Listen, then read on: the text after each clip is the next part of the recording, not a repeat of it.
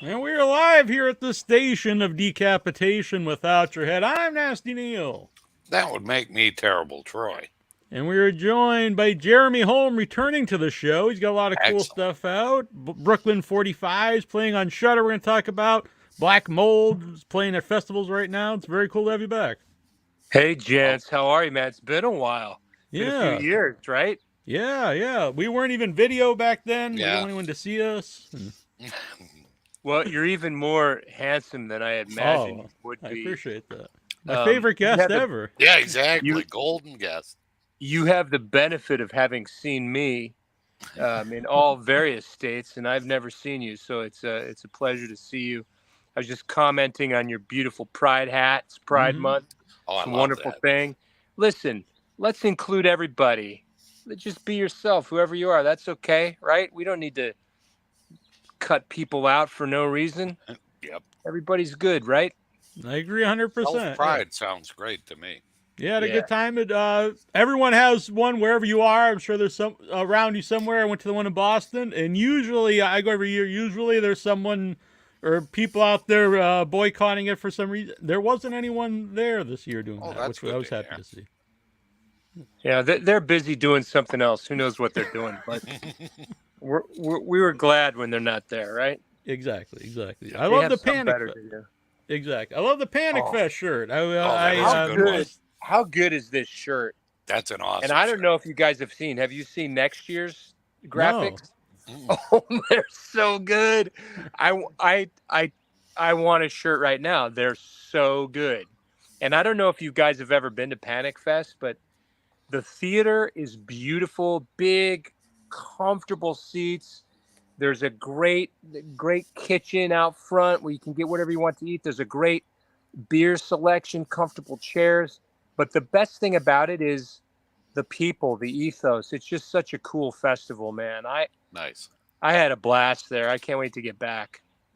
Yeah, that's the thing though. Now you have to I have to make another movie so I can go next year and get the cool new shirt. Good incentive. I like that. Right. Well, it so happens that I did a movie called Herd in Missouri, which is not, there's not any press about it yet because it's still, deals are being done and made and stuff. But I'm hoping it'll play at Panic Fest next year because it was made in Missouri, in southern Missouri. And it's all, I mean, it's a really cool story. Corbin Burnson is in it. Oh, Uh, awesome. Sweet. yeah, man, it's a really cool movie, and I can't wait. Framework Productions, Stephen Pierce, and they all made it, and I'm so proud of it. But I'm not here to talk about that. That's a tangent. No, it's all right. We'll talk about Oh, everything. yeah. Yeah, Before Whatever's I on actually, your mind. yeah. Well, along those lines though, before you did the Ranger, did you do like many like horror things? no, and here's I want actually wanted. I was thinking about this today. The Ranger was my first foray into the horror genre, and it happened because I had worked with Jaco Farina, who was one of the writers of the Ranger, and he as he was writing it, like, I was in his head, my voice was in his head, and so he called me, sent me the script. I loved it. I did it.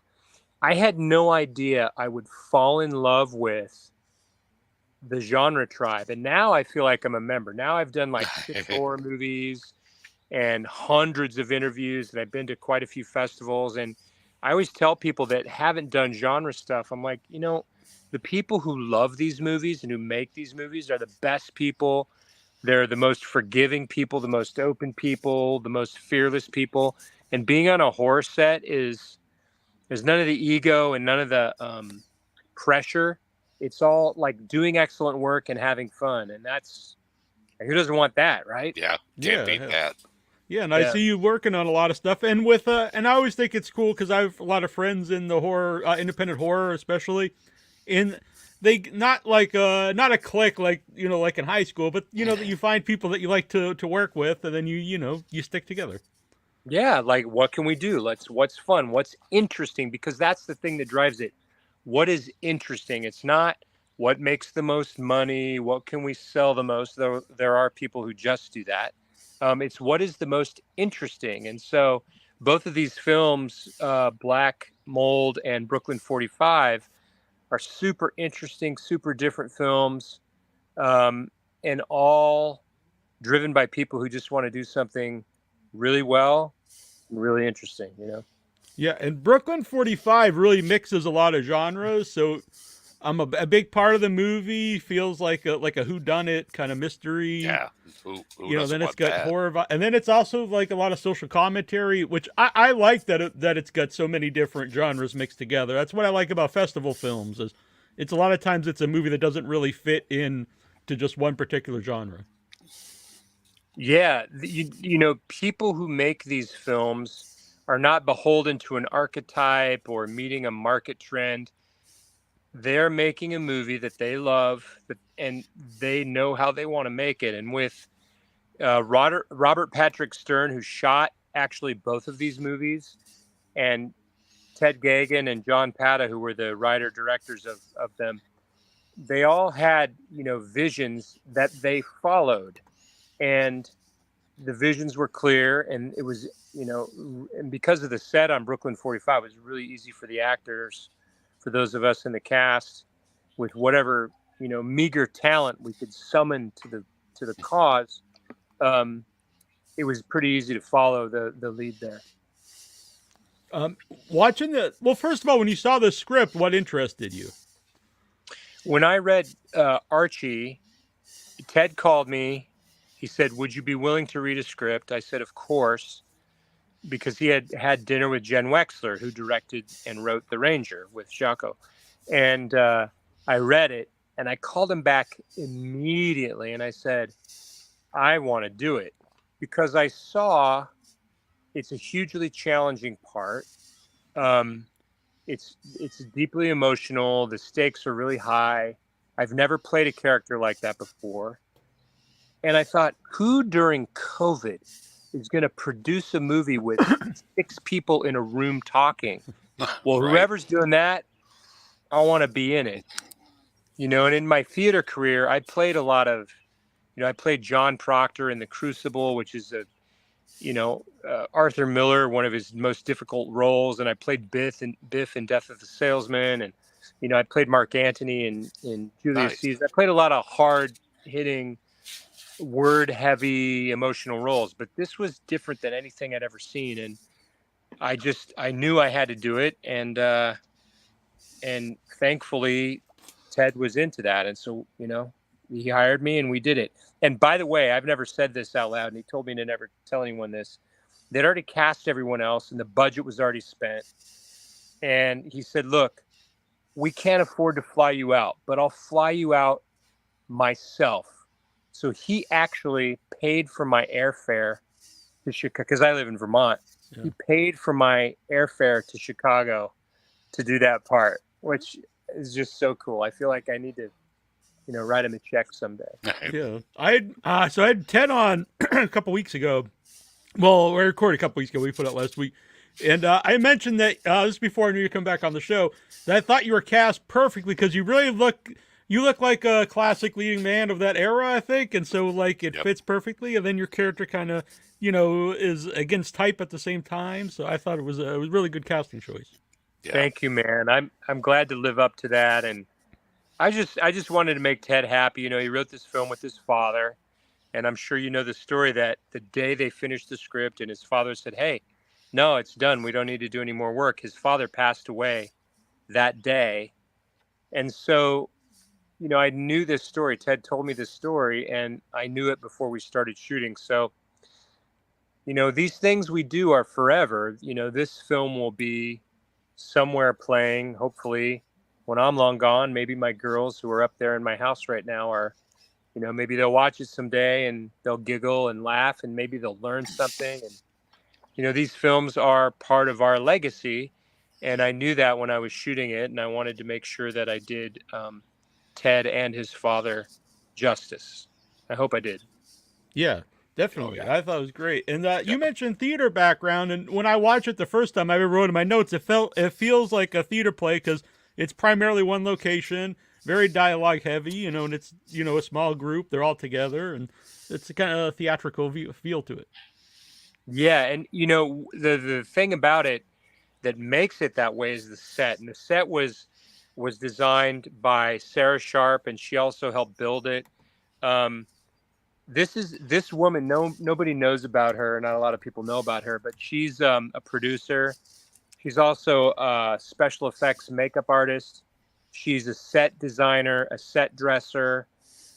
She does like paperwork, negotiations, contract. Like there's nothing she can't do. And if you watch Black Mold, there's some special effects, and there's some. I'm wearing a lot of prosthetics and a lot of stuff. She did a lot of the makeup stuff that you see. Not all of it, but she did the beard that I'm wearing, and she did the set in Brooklyn 45 with help from her team. But what a great leader, and I call her a polymath. Like she's one of these polymaths that not a lot of people talk about. She's incredible. Yeah, the room looks awesome, and Yeah, that set's amazing. Yeah, it's amazing, and they have Yank magazine, which was an American Patriot magazine, and it's from the month and the year that the film takes place in, and the typewriter is a typewriter that would have been in Brooklyn, and all of the books and all of the pictures are from vets that are relatives of people in the cast. Ted's grandfather is in one of the shots, and all of that stuff. And I actually used to live in what they now call the South Slope in Brooklyn. Back then it was Sunset Park, but I lived in a brownstone with that exact same setup. You walk in the front door, and you walk down, and you turn right, and you walk into a big room. And there's a fireplace. The fireplace is exactly where the fireplace was in the room I lived in, and my bed was just on the other side, and there was a bay window, and it was exactly the same. I could not believe it when I walked in there. I was like, yeah, I've been here. This is Brooklyn brownstone, exactly. Yeah. And the dialogue. So when you're doing the dialogue, you want to use it for the time, but they also don't go overboard with like a lot of lingo or any kind of corny dialect, or like a kind of like a like you're not going to sound like from someone from the radio, you know what I mean? Which I appreciated. But so what kind of direction did you get for that? Just like how to perform it? Well, when I read it, I actually I read a book of letters. There was a woman. There were a lot of people in the United States, women especially, who wrote letters to the boys overseas because there was no cell phone, there was no internet. So these guys are in another part of the world, from Tennessee, from Indiana, from Nebraska, from Ohio, from California, and then suddenly they're in Italy, or they're in Germany, or they're in the South China Sea somewhere, and they did miss home. And so they had a lot of volunteers, mostly women, writing letters to these servicemen to keep them inspired and keep them hoping for something. And there aren't any women over there, so to have these letters was like their only connection. And so I read a lot of these letters. There's a book of them by this woman who actually lived in New York, and she wrote a lot of letters, and somehow she got a lot of the letters she sent back to her after they were read. So she has the replies, but she also had her letters that she sent. So I read all these letters, and you could really piece together the kind of relationships and she led them on a little bit because she knew that was what was going to give them some hope. Yep. Right. So you heard the kind of words that were actually being used back then, not in a script, but in actual, correspondence. And so I think I argued for a couple of line changes, not a lot, maybe 2 or 3 word changes. But Ted's father, I think, was key in having the ranks appropriate and the places appropriate. So when it came to direction, Ted, the biggest thing that he did was he had the entire thing blocked out. Every move we made, everywhere we crossed, because he had to have every shot planned out, because we were in a small room with 5 people and then 6 when our friend Miss Klebe enters. So it was all planned out, and that was the biggest thing he did direction wise, other than writing it. Like all the directions really in the writing. Yeah.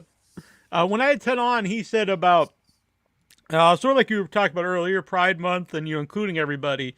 And it's important to him to not only have LGBTQ characters, but also make them like real people. Where so it's not like their whole character, and also he said not to make them golden gods where they're still flawed people because they just happens to be gay or bi or whatever. And so I thought that was really interesting the way he said that. Yeah, well, if you're really a student of history, and it may come as a shock to a lot of people in America, but gay people have always been part of humanity, and they always will be. And you don't have to tell a story because there are gay people in it. But if you're telling a story, there might be gay people in it. And I think this is an example of that. And it doesn't have to be the main thrust of the story, but it is a piece of the fabric, and it's important. And, I have more than a couple, gay queer folks in my family. And when they first came out, especially, my stepbrother, when he came out, it was a huge source of strife within the family. And God loved my dad. My dad said, "Don't worry.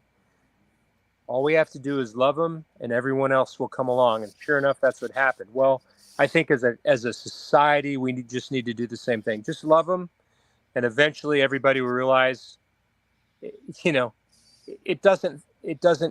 going to harm you. People think it's going to harm them. It's not going to harm you. Don't worry about it. Doesn't even If affect someone wants you. Yeah, if exactly. someone's gay, they're no harm to you, no more than I or you. It's not going to harm you.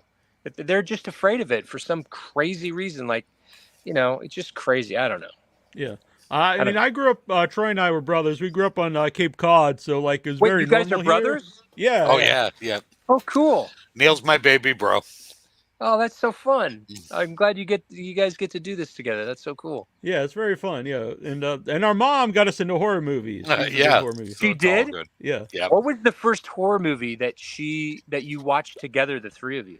The first one I remember because Troy's 9 years older, so single mom, so she would take Troy to the drive-in with his friends, and so instead of like getting a babysitter, she would just take me along. And so I was like, I had the option. It's like, would you rather stay home with Neil and change diapers, or do you want to take him along? And I'm like, I think we can sneak him in the car. Yeah. So the first I remember, and I was honestly 4 or 5 probably, is Night of the Living Dead. Yeah. And I remember getting upset when the pickup blows up and the zombies start eating the guys. And our mom told me, "Don't worry, they're just having a barbecue." And I was like, "Oh, okay." And, then they were completely calm after that. He was like, "Oh, all right, that's cool then." And I turned out totally fine. So, So funny. My girls are 10 and 12, and I think I'm going to let them watch Brooklyn 45. Not The Ranger, not yet, but at some point I'll let them watch it. But they've seen Stranger Things, and they're fine with it. Yeah, that's probably more. And Brooklyn 45, there's like some effects and stuff, but yeah, I think it would be fine for most people. Yeah, you're that age. Yeah, and there's a lot of, like I said, social commentary in the movie, which is interesting. And that's another thing when you talked about things being around forever. I think it's funny that a lot of people on social media will get mad if there's social commentary in like a current horror movie or science fiction show. Yeah, and they'll argue. I've had arguments, and for specifics, they said like the new Twilight Zone, it's got too much social commentary. And it's like, have you ever watched the original Twilight Zone? Like, oh yeah, Serling lived for that stuff, Yeah. I mean, that's what it was all about for him. He wanted, and that's the thing that horror has always done. Mm-hmm. The first African American lead in a movie was a horror movie. Horror has always been on the forefront of everything. And so for someone to say, don't put social commentary in it, I think that's more a reflection of the time we're in now, and fear.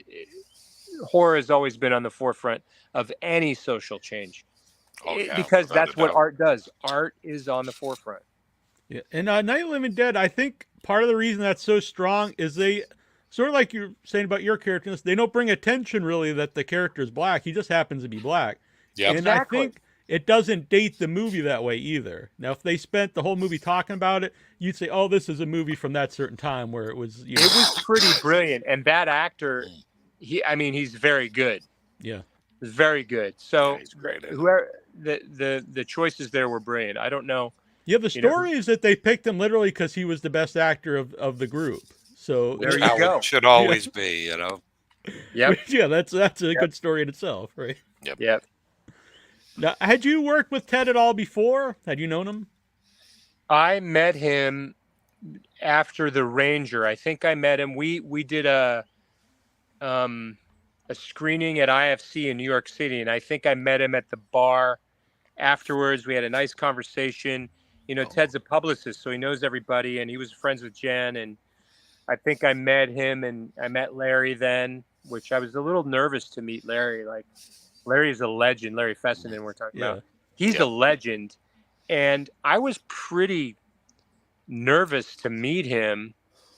And it's kind of funny when I think back because now Larry and I are pretty good. Like, I'm still really reverent of him, but we're friends now, and he's such a good dude, and he's so smart, man. He's an American legend. He's an icon. Yeah, he's kind of Really. spooky sometimes with like knowledge. It's just Yeah, I like, didn't even. whoa. I in a weird way because I've never met him in person, but even we had him on actually probably around the same time we had you on, and I think so. the first time, and Yeah. I didn't know what to expect honestly because he's kind of Hey. like a mystical character. We were a You little guys- intimidated too. You know? Yeah, and not just about horror. Any movie. When we were doing Brooklyn 45, I think I watched 6 movies he recommended that I'd never seen. Oh, wow. None of them were horror movies, and they were all really like, amazing Yeah. films. You guys know about Blackout, right? Yeah, I'm really excited about this. Such So a for great people who script. don't know, it's Larry's new werewolf movie, which also has Jeremy in it. Oh, Yeah, awesome. I just have a little like cameo role. Larry has lots of little diamonds put in that movie. You know, it's a really brilliant script. I begged him. I'm like, come on, give me this role, give me that role, which for obvious reasons I couldn't play because I'm not the right person for it. But God, such a good script, and I can't wait to see it. It's going to be at Fantasia Fest, so I can't wait to go up there. Nice. Yeah, And I I've live never in been to Vermont. Fantasia Fest. Yeah. I live right here. Oh, You very know, like, nice. with that. Oh, very nice. I live 2 hours from Fantasia Fest, so I cannot wait to get up there. Yeah, I've never been to it. I've always wanted to go. Maybe I'll go this year. Or the next Super year. fun. Yeah. Is that the Super fun. Canadian festival? Is Mhm. that- Yeah, it's in Oh, Montreal. okay. Great Oh, food, sweet. great people. Yeah, can't go wrong there. Yeah. Poutine all around. Yeah. Get some cheese and fries, right? Oh, can't go wrong. My wife very loves healthy. it. Yeah. I Yeah. think Heart I've- attack on a plate. Yeah. So, when you first saw Brooklyn 45 with an audience, what was that like? Or did you see it with an audience? Oh, I did. No, he offered once. He asked once and I said, no, I want to see it with an audience. And so the first time I saw it with an audience was terrifying because, when we shot it, I really was thinking, and I said this to Ann Ramsey, I said, Ann, we're making a movie in, 2021, whatever that was. And it's people talking in a room for an hour and 29 minutes. And she said, I know. And so I felt like it would hold. I hoped it would hold. I hadn't seen any of the effects. And I've now seen it, I think, 4 times. Nice. And it's very consistent. People respond at the same places every time. And people love it. And I'm really proud of it. Oh, that's great. Yeah. By the Annabelle, who can't be here tonight, but she did say Dwayne Jones is the name of the actor from Night of the Living Dead. Oh, Oh, okay. thank you. Well, here's to Dwayne Jones, man, a Yep. trendsetter, Oh, yeah. a change maker. That's beautiful. And he must have been pretty courageous to do that at that time because Definitely. you know Yeah, people think. didn't like it. Yeah, especially the scene when he slaps a white woman. Is what were the movies that Larry recommended? Oh God, I knew you were gonna ask this right when I said it, and I was like, there was one Orson Welles movie, and I'm not going to remember any of them right now, though I did watch them all and I have images from them, and they were all really good. My wife just got home. Oh God, I'm getting an F from Larry right now. Well, I've never seen The Birds, so The Birds is one of them, which is, God, it's such a great movie. Another one was about a woman who faked her own death, and the husband was going crazy trying to figure it out. And it was like all the movies were older movies, like 50s, 60s movies, every one of them. And then he let me screen his movie, The Fever, which was a movie he shot during COVID with his family. Okay, yeah, I haven't seen this one yet. Oh, brilliant. So good. Yeah. I really liked Depraved that he made a few years ago, his modern day Frankenstein. Yeah, we screened that. We do a little festival here where I live in Virgins, and we screened that, and people loved it up here. Oh, yeah. And Larry actually came up and spoke to the audience. Really cool. Oh, sweet. Yeah, if you haven't seen Stakeland or Depraved, see those before you see Blackout, because it's a triptych. It's really cool. All right, awesome. Yeah. So, Black Mold is which you were in the Panic Fest shirt that premiered at that was premiere, right, at Panic Fest? It was, but also Brooklyn 45 played there. So it's really? You know, yeah, you were living large. You had the double. Crazy. Brooklyn 45 one night, Black Mold the next. It was crazy. Oh, that's too cool. Yeah. That'll never happen again. That was like a once in a lifetime thing. I was just saying, now you're going to do 3 at the next one. Yeah, you set the bar pretty high for next time. Yeah, I don't know if that's ever going to happen again. Yeah, pretty special. As you mentioned, a much different look in Black Mold.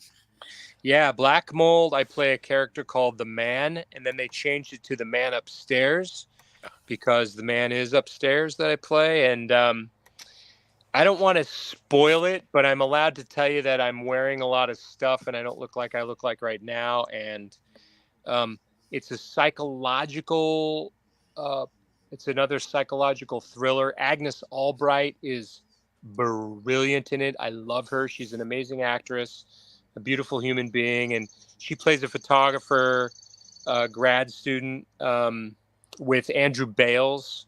This is his first film and he's so good in it. Really? I don't know how he did that because he is very good. Yeah.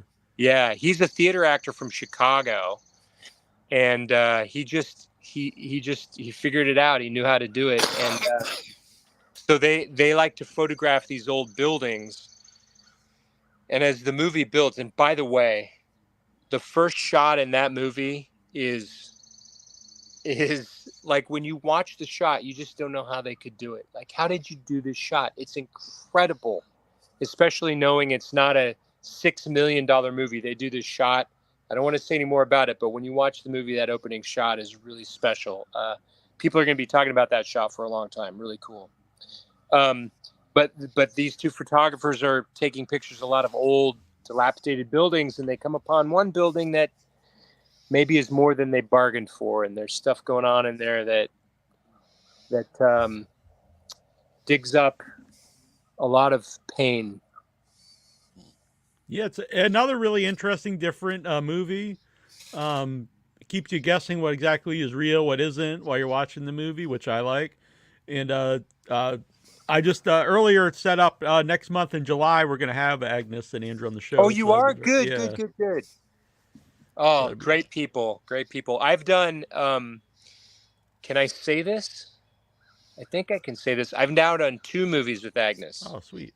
And the next one will be out at Christmas time, and both of us play completely different characters. I think that's all I can say at this moment about that. But she's great, and I can't wait to see where this movie lands.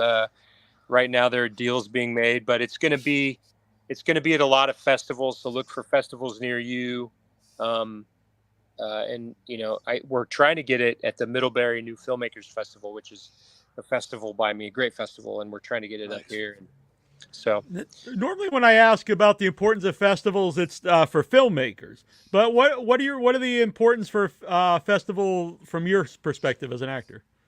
well, it's always great to meet people, and you can watch a movie and then meet them and talk to them, and you can get a better sense of who they are and what their motivation is and what their loves aren't. And when you do that, then if maybe you have something in common, something you want to work on. Also, you festivals show you the things that you won't see in the mainstream that are really interesting. So I'd say the networking, and then what's cutting edge. You're not going to see it on TV or most streamers. What's cutting edge? No, you're going to see it at festivals. Yeah, that's what I tell her. Because then maybe like a year or so later, I'll see some stuff. But it's both cool and sometimes disheartening if I see something really wild and then it never goes anywhere again. It's like, oh, I got to see it, but it's too bad like it didn't, Oh yeah, then I'm always looking for it, because Neil will be like, oh, you got to check this flick out.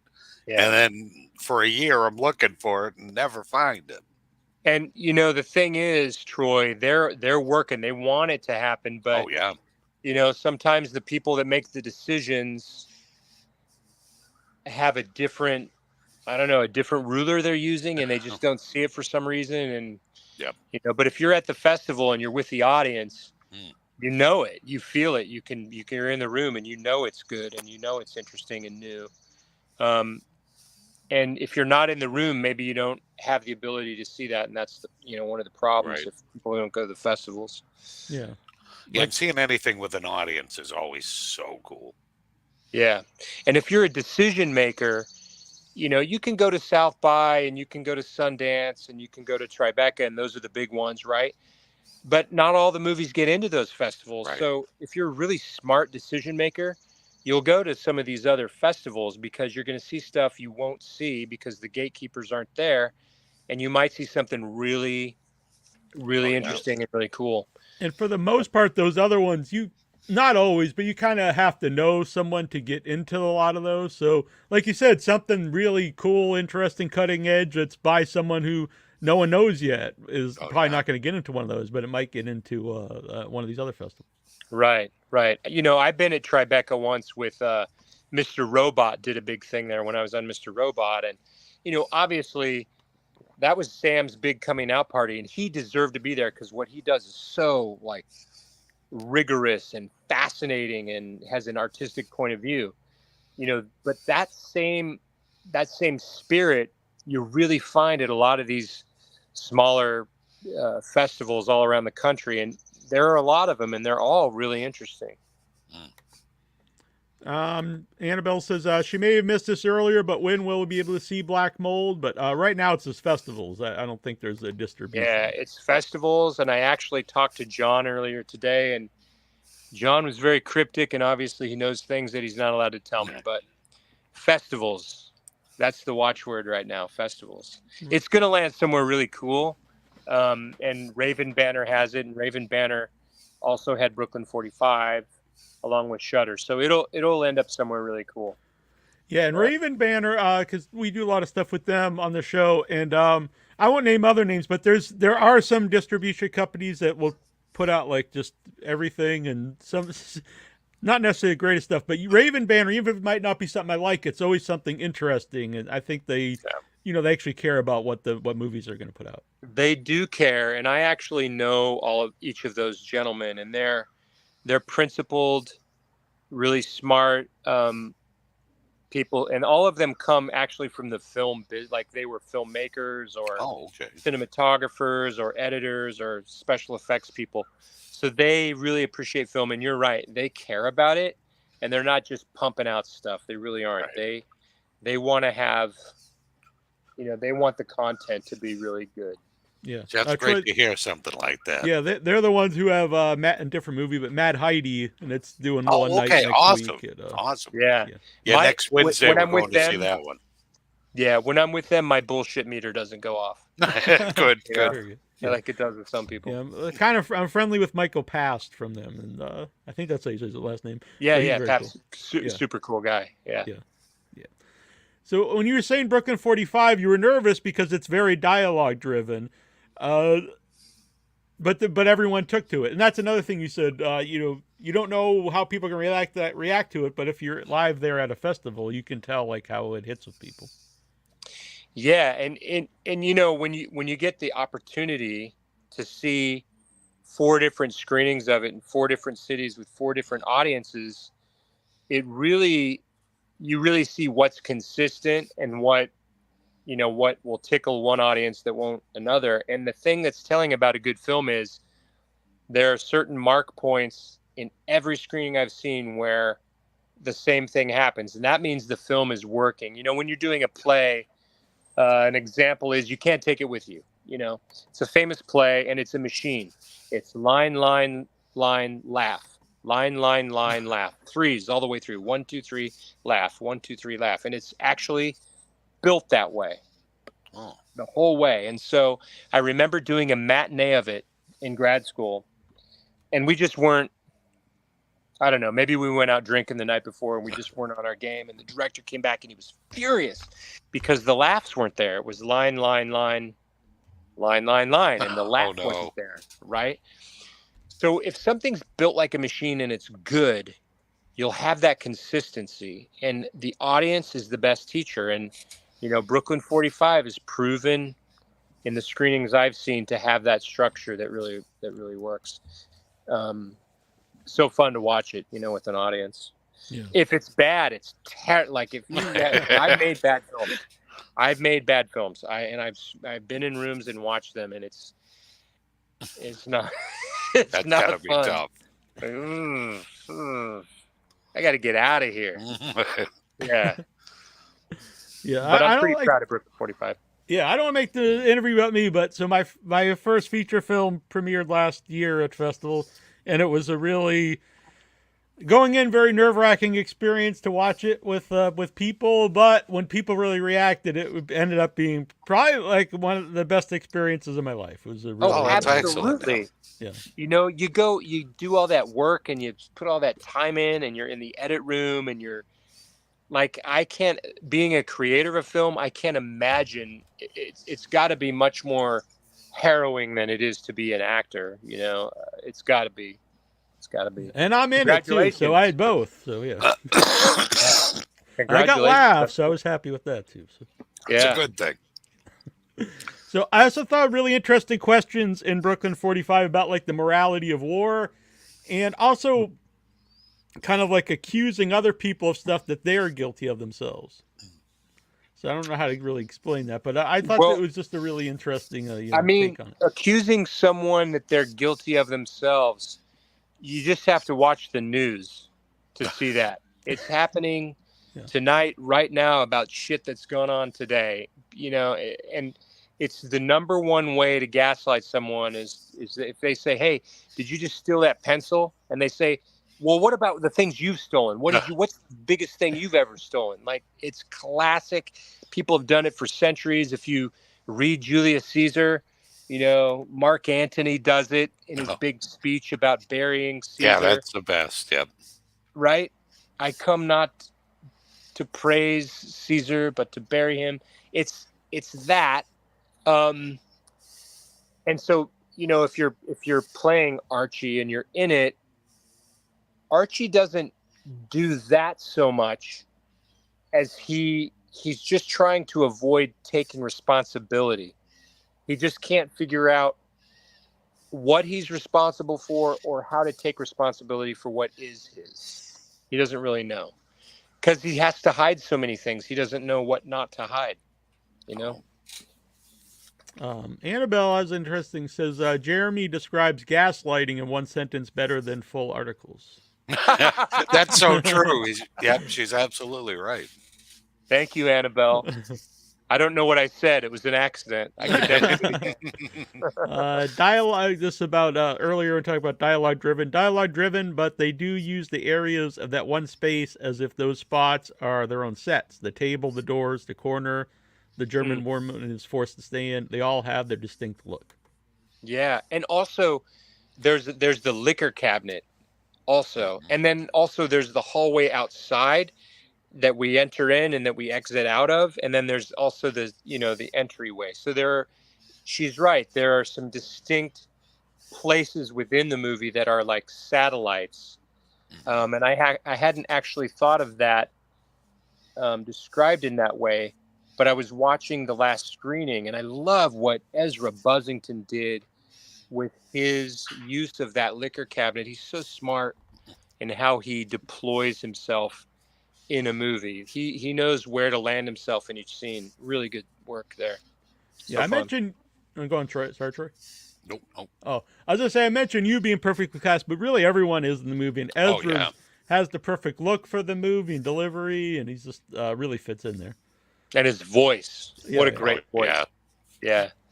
Yeah. And, We had fun on set. We had a little place, there's the set, and then we had a place we called Mini Holding, and it was 6 like very comfortable armchairs with carpets, and we had heaters because we were in a really cold studio, and we had little lamps, and there was a little crafty table right by us, and Okay. it was so fun to come off set and just be with each other and crack jokes and maybe run lines for a scene real quick, and then but most of the time Ann Ramsey and I were improvising completely ridiculous scenarios that could probably be their own movie. God, I love that woman. She's amazing. Oh, she was great in the movie too. Yep.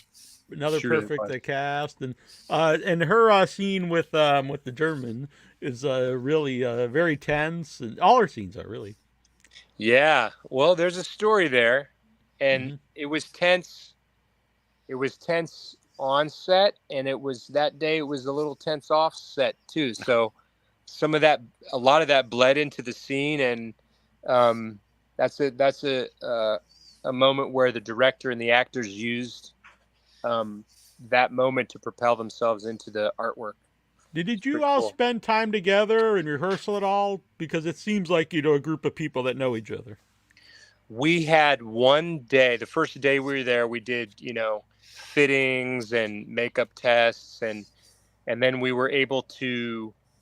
Ted had, as I said, all our blocking, so we went through the whole movie twice that day. Once we did our fittings, and then went through it once, and we had lunch, and then we went through the whole movie again, as if it were a play. And maybe it's Chicago, because I did a play once called The Kentucky Cycle with a guy named Lou Salerni, who's a Chicago director, and he had the whole play blocked out. I'm like, what are you doing? You have it all? Yeah, we have it all blocked out. I'm like, well, but that's my job. He's like, no, your job is to act. I have it blocked out.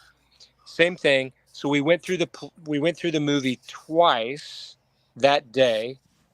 We weren't really rehearsing the acting. We were just doing the moves, and then we could go back to our hotel room and figure out why, how we were going to turn around, where we were, what word we walked on. But so we had that one day, which is more than you ever get. You don't usually get, when you're doing an episodic TV show, rehearsal is, okay, you're going to come in, you're going to walk there. You got it? Okay, let's shoot it. Like there's no rehearsal. That's a myth. Rehearsal is a myth. Fair enough. Annabelle, wondering about that conflict off set and what it was. The film itself is about such divisive topics, but whatever happened, very impressive and professional to use it for the work. Real art. I'll be honest. I don't know what it was. I just know that something happened and we took a break, and then we came back and shot that scene, and it was really good. And when I ask about it, I just know something happened. I don't know what it was. Yeah. Well, yeah, it worked. So, it worked. It worked. Now that you love the horror genre and all the people involved, but before you got involved, did you have any preconceived notions like, oh, I don't know if I want to go to these conventions or festivals, what are these people going to be like? I probably did. And if I try to think back, when I did The Ranger, I was doing House of Cards and Mr. Robot at the same time. I was doing one and Oh, then wow. doing kind of going back and forth. And I shot the movie The Judge, then I shot House of Cards, then I shot Mr. Robot, then I shot The Ranger, and I did all that in a very short Wow.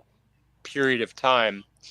And so, I'd seen a lot of horror films, but I never thought about being in one or being part of that. I didn't realize it was a community of people. Yeah. I didn't know it was a community of people. I didn't realize when I went to Fantasia First, that everybody knows everybody and everybody knows Right. what everybody else does. And it's not competitive, it's supportive. So that was the first thing I realized. Oh, no, these people love each other and they are rooting for each other and they're excited and there's no bad blood, so to speak. And I'm sure that's not 100% true, but that's been my experience. Yeah, no, Oh, yeah. I agree. Yeah, obviously there's always outliers or whatever, but yeah, for the most part, very, very, very accepting of everybody. Yeah, Yeah, it's pretty cool. Yeah, when Annabelle and I were at a convention in Kokomo, and the cab driver was taking us before Uber, and they were taking us to the place, and the guy was like, "Oh, well, that's good that they have those horror conventions because they could take all those horror people and put them in one place so they don't actually go out and kill each other." It's like, what the hell? This guy's talking Kalamazoo, sorry. Another place that You know- doesn't sound real, Kalamazoo. Yeah. I don't know what the statistics are, and I don't know if there's a way to measure it, but I'll bet you if you took a measure of the people who go to horror conventions and festivals and how many per capita of them are murderers, and then you take the rest of the population, I'll bet you my children that per capita it's higher in the non-horror community than it is in the horror community. Oh, yeah. Yeah, I think Yep. you would be correct. Yeah. Yeah. Horror community has the good heated arguments. You always get the, one person's favorite thing or another. And so you'll get some great arguments that way. But then everybody calms down and, and That guy, everybody's friends the cab again. driver, also kind of just talked to me, and for some reason he didn't really talk to the female. Maybe he doesn't. It was very backwards area, but yeah. Yeah, made him a little nervous. Maybe. Right. So Yeah. Blackout so the first time you met Larry was on Brooklyn 45. So how? No. I met him at Oh, that's right. I'm at the sorry. Ranger. No, I met him. I'm remembering now. I met him when we were shooting the Ranger, the scene at the end where we're in the fire tower. That was built in his backyard in upstate New York. Really? And he was there that afternoon. I was super nervous because I knew he was going to be there. And, I didn't want to let him down because I knew he was a producer and I knew he was also playing a small part in the movie. And, it was a big scene with Chloe, introducing the Ranger to his demise. And he just stopped by to say hi, man. And he was so cool. Yeah, he's awesome. That's when I first met him. Yeah.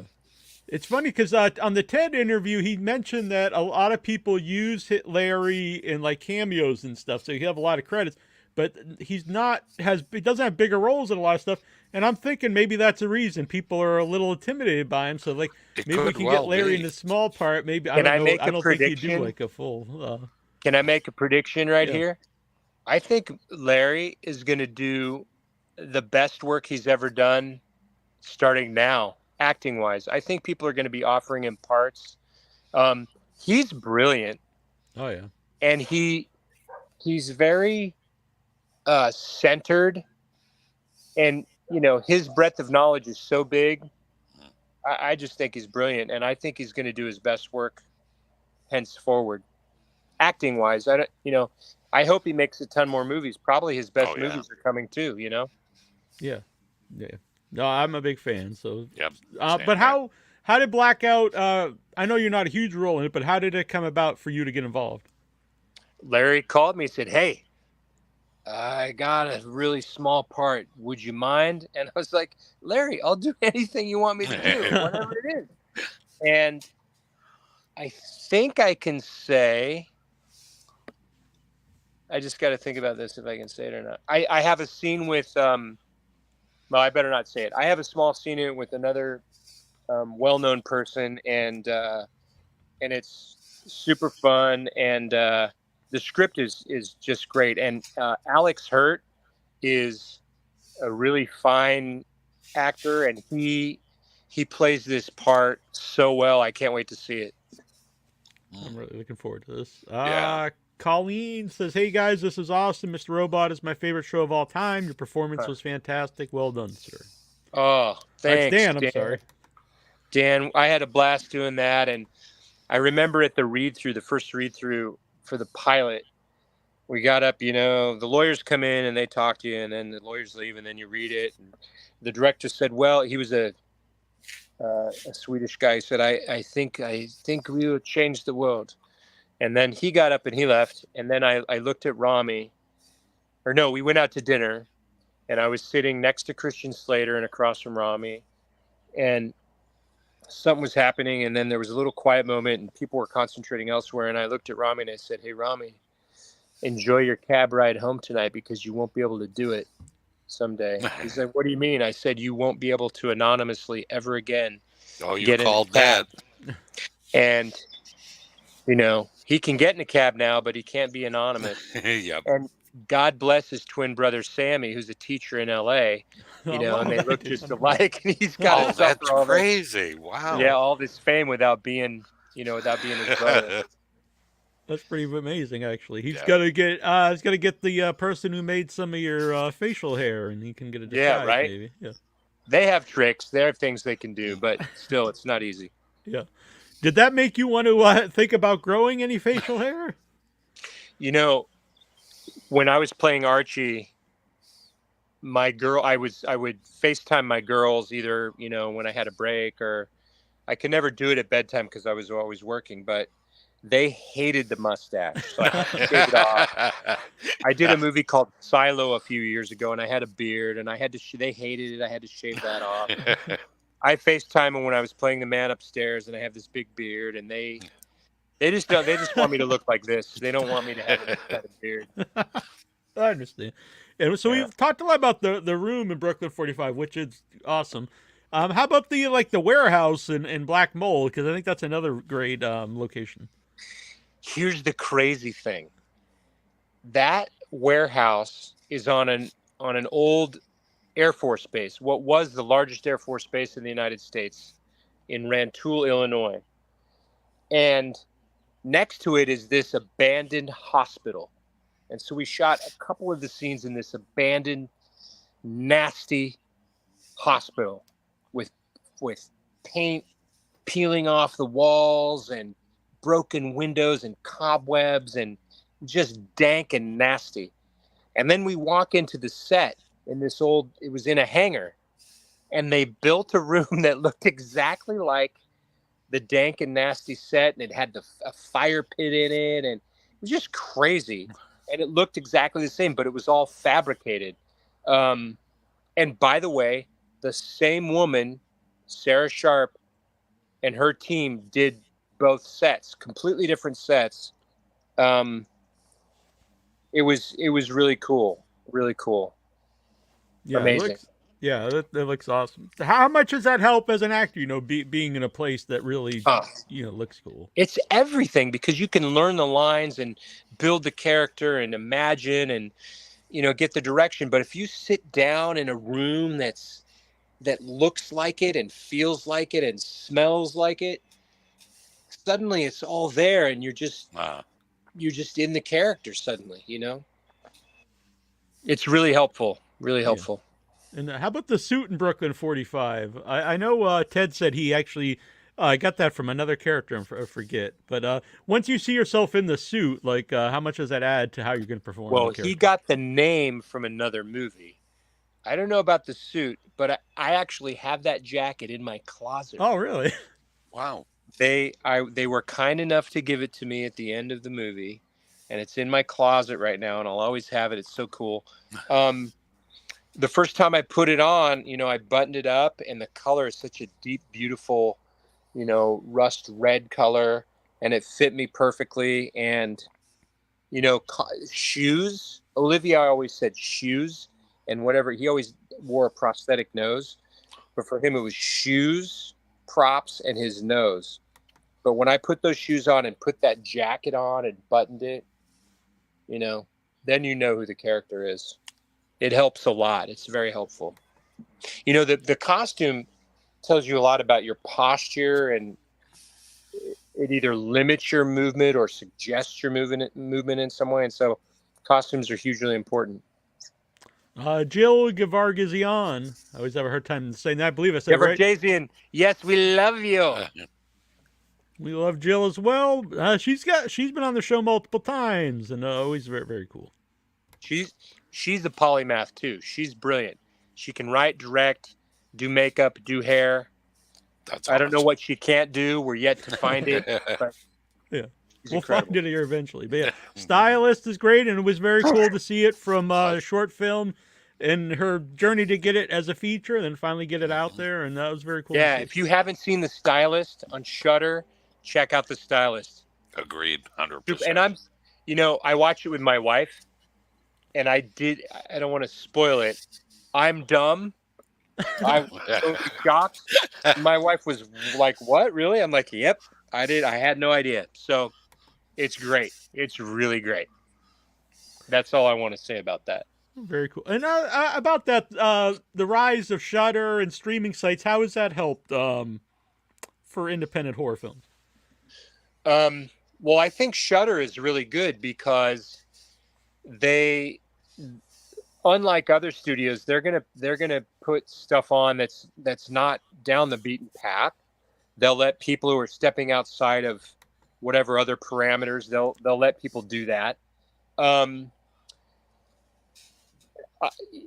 We're in a time of flux right now. There's a battle going on, and I support the writers. The writers need to get paid. There's a strike on. SAG is we've authorized the strike, though we're not formally on strike, but we support the writers. We want people to get paid. And so the streaming services, there's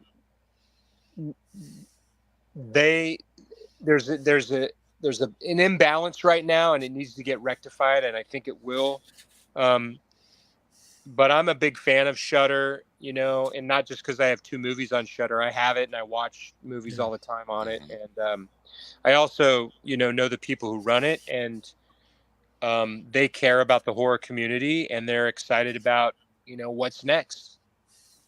Yeah, it's a good mix of stuff because they have some classic movies, a lot of new stuff that I will see at the festivals, and then like a year or so later they pop up there, and a lot of international films that not that long ago I probably would have never had a chance to see if it wasn't for Shudder or something like that. Right, and I think they've got more movies of a greater variety than any other streaming service. Yeah, that's a cool thing about horror in general. You say horror can be many different things, and which appeals to me because sometimes I want to see something goofy, and sometimes I want to see like a bloodbath or something more thought-provoking. It all depends. Yeah, it's a pretty wide gamut. Yeah.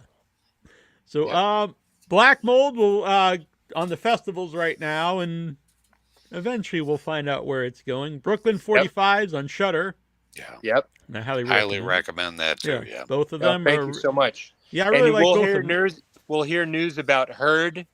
Herd is a movie I shot with Framework Productions, and I'm super excited about it. And that'll be coming. There's an announcement. Well, I can't say anything. Announcement will be coming soon, and it'll be seen at a major festival soon. Woohoo! We hope. Very good. And Larry on here. Oh, excellent. So while we have you both together momentarily, Larry, what was it about Jeremy that you like? I want him as a part in Black Mold. Or not Black Mold. I'm sure you liked him in that too, but in Blackout. Yeah, it's his pecs. I mean, such a man, such a sexy man. What can I say? So anytime I can get near to him and boss him around is exciting. Listen, I'll go anywhere you say, boss. Larry, do you have a cold? Yeah, I do. And it's so God. I have COVID, so then you can't complain. But I'm sorry, man. Yeah, I hope you're feeling it. Yeah. There's only one elixir. Well, feel better, bud. I'm so sorry, man. That Hey. sucks. It's funny, I'm doing ADR for a movie tomorrow, and I mean, does my voice sound that weird? Oh dear, oh dear. Oh well. Well, I just, I know you so well, I could tell right away. That's right. That's right. Well, did you have a good time? Did you say anything brilliant, Jeremy? Oh, No, yeah. not boring. Everything. They've been trying to pump life into me, but I Annabelle says Jeremy's great. So sorry I couldn't be on the show to talk. I hope another time. definitely. Blackout. Talk about how brilliant Larry is in Brooklyn 45 and Blackout. I'll see you in Fantasia, my dude. I'll be there, man. Dates. I'm getting close to having dates. Cool. Let me know. Right. Hey, guys, thank you so much. I'm going to bust out. I got to kiss my kids goodnight. All right. Thanks, Jeremy. Excellent. It's Jeremy, cool to have you thanks so back, much. and we'll talk to you again soon. Okay, thank you. Got a lot of cool stuff coming out. Yeah. Thank you so much. Love you, Larry. See you later, man. Have a good night. Okay. Bye. All right. Now we're joined by Larry Fessenden. How are you doing, Larry? Well, apparently you're under the weather. You got a cold. I know. That's not good. And now you got to talk to these two idiots. To make matters worse. Yeah, exactly. No, all's well. We still kicking. Yeah. So Brooklyn 45. I love this movie. Yep. So how did you get involved? I know you've worked with Ted before. Yeah, I worked with Ted in We Are Still Here, but I've also known Ted for a long time. He used to always come by and support the Comic-Con booth of my company, Glass Eye Picks, and we've just been pals. And he's written stuff with my friend Glenn McQuaid, Tales from Beyond the Pale, and this and that. Ted's done some publicity work for some of our projects. Whatever. We're just local pals. And then I was in We Are Still Here, which was really a cool experience. I was with Lisa Marie, which was awesome. And, of course, Barbara Crampton, who I love. Oh, yeah. And then the DP of that, Kareem, was somebody I knew outside of it. So, it goes on. And Ted's dad was a historian. And my son made a war film. So I was interested in maybe talking to Ted's dad about that. So we just always had a connection, loving horror and monsters, and also being sort of softies at heart. So I love Ted, and then and also a couple of beverages together over the years. That's old elixir. To be in the picture, and I thought it was an honor to. It was such an important role for his movie that I was willing to rise to the challenge, and hope I did him okay.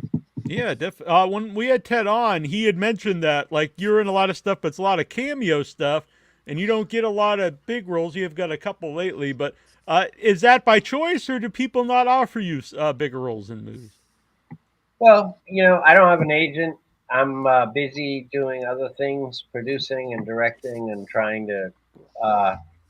But I always consider myself an actor. I was an actor first, but I didn't pursue it as a whole vocation because, I just had other fishes to fry. And I think people started getting this idea that I could show up and get killed, and that almost became its own funny thing. You're next, and I get killed right away, and a number of movies like that. And so I think people have fun. It's like the Where's Waldo of horror movies. I show up and get murdered instantly. But I've also had some bigger roles. So, but as I say, I'm always appreciative. When you don't have an agent, nobody's fighting for me. So I just get the call, and I'm really lucky. And sometimes it's a bigger part, other times not. Mm-hmm. Always memorable ones, though. Oh, yeah. Yeah, well, maybe it's strategic, You don't overstay your welcome. You might have more of a chance at being remembered or appreciated. We'll do the Sean Bean thing. Don't kill Larry. Right. Yeah, there you go. And we won't, no spoilers for Brooklyn 45 if you make it through it or not. So.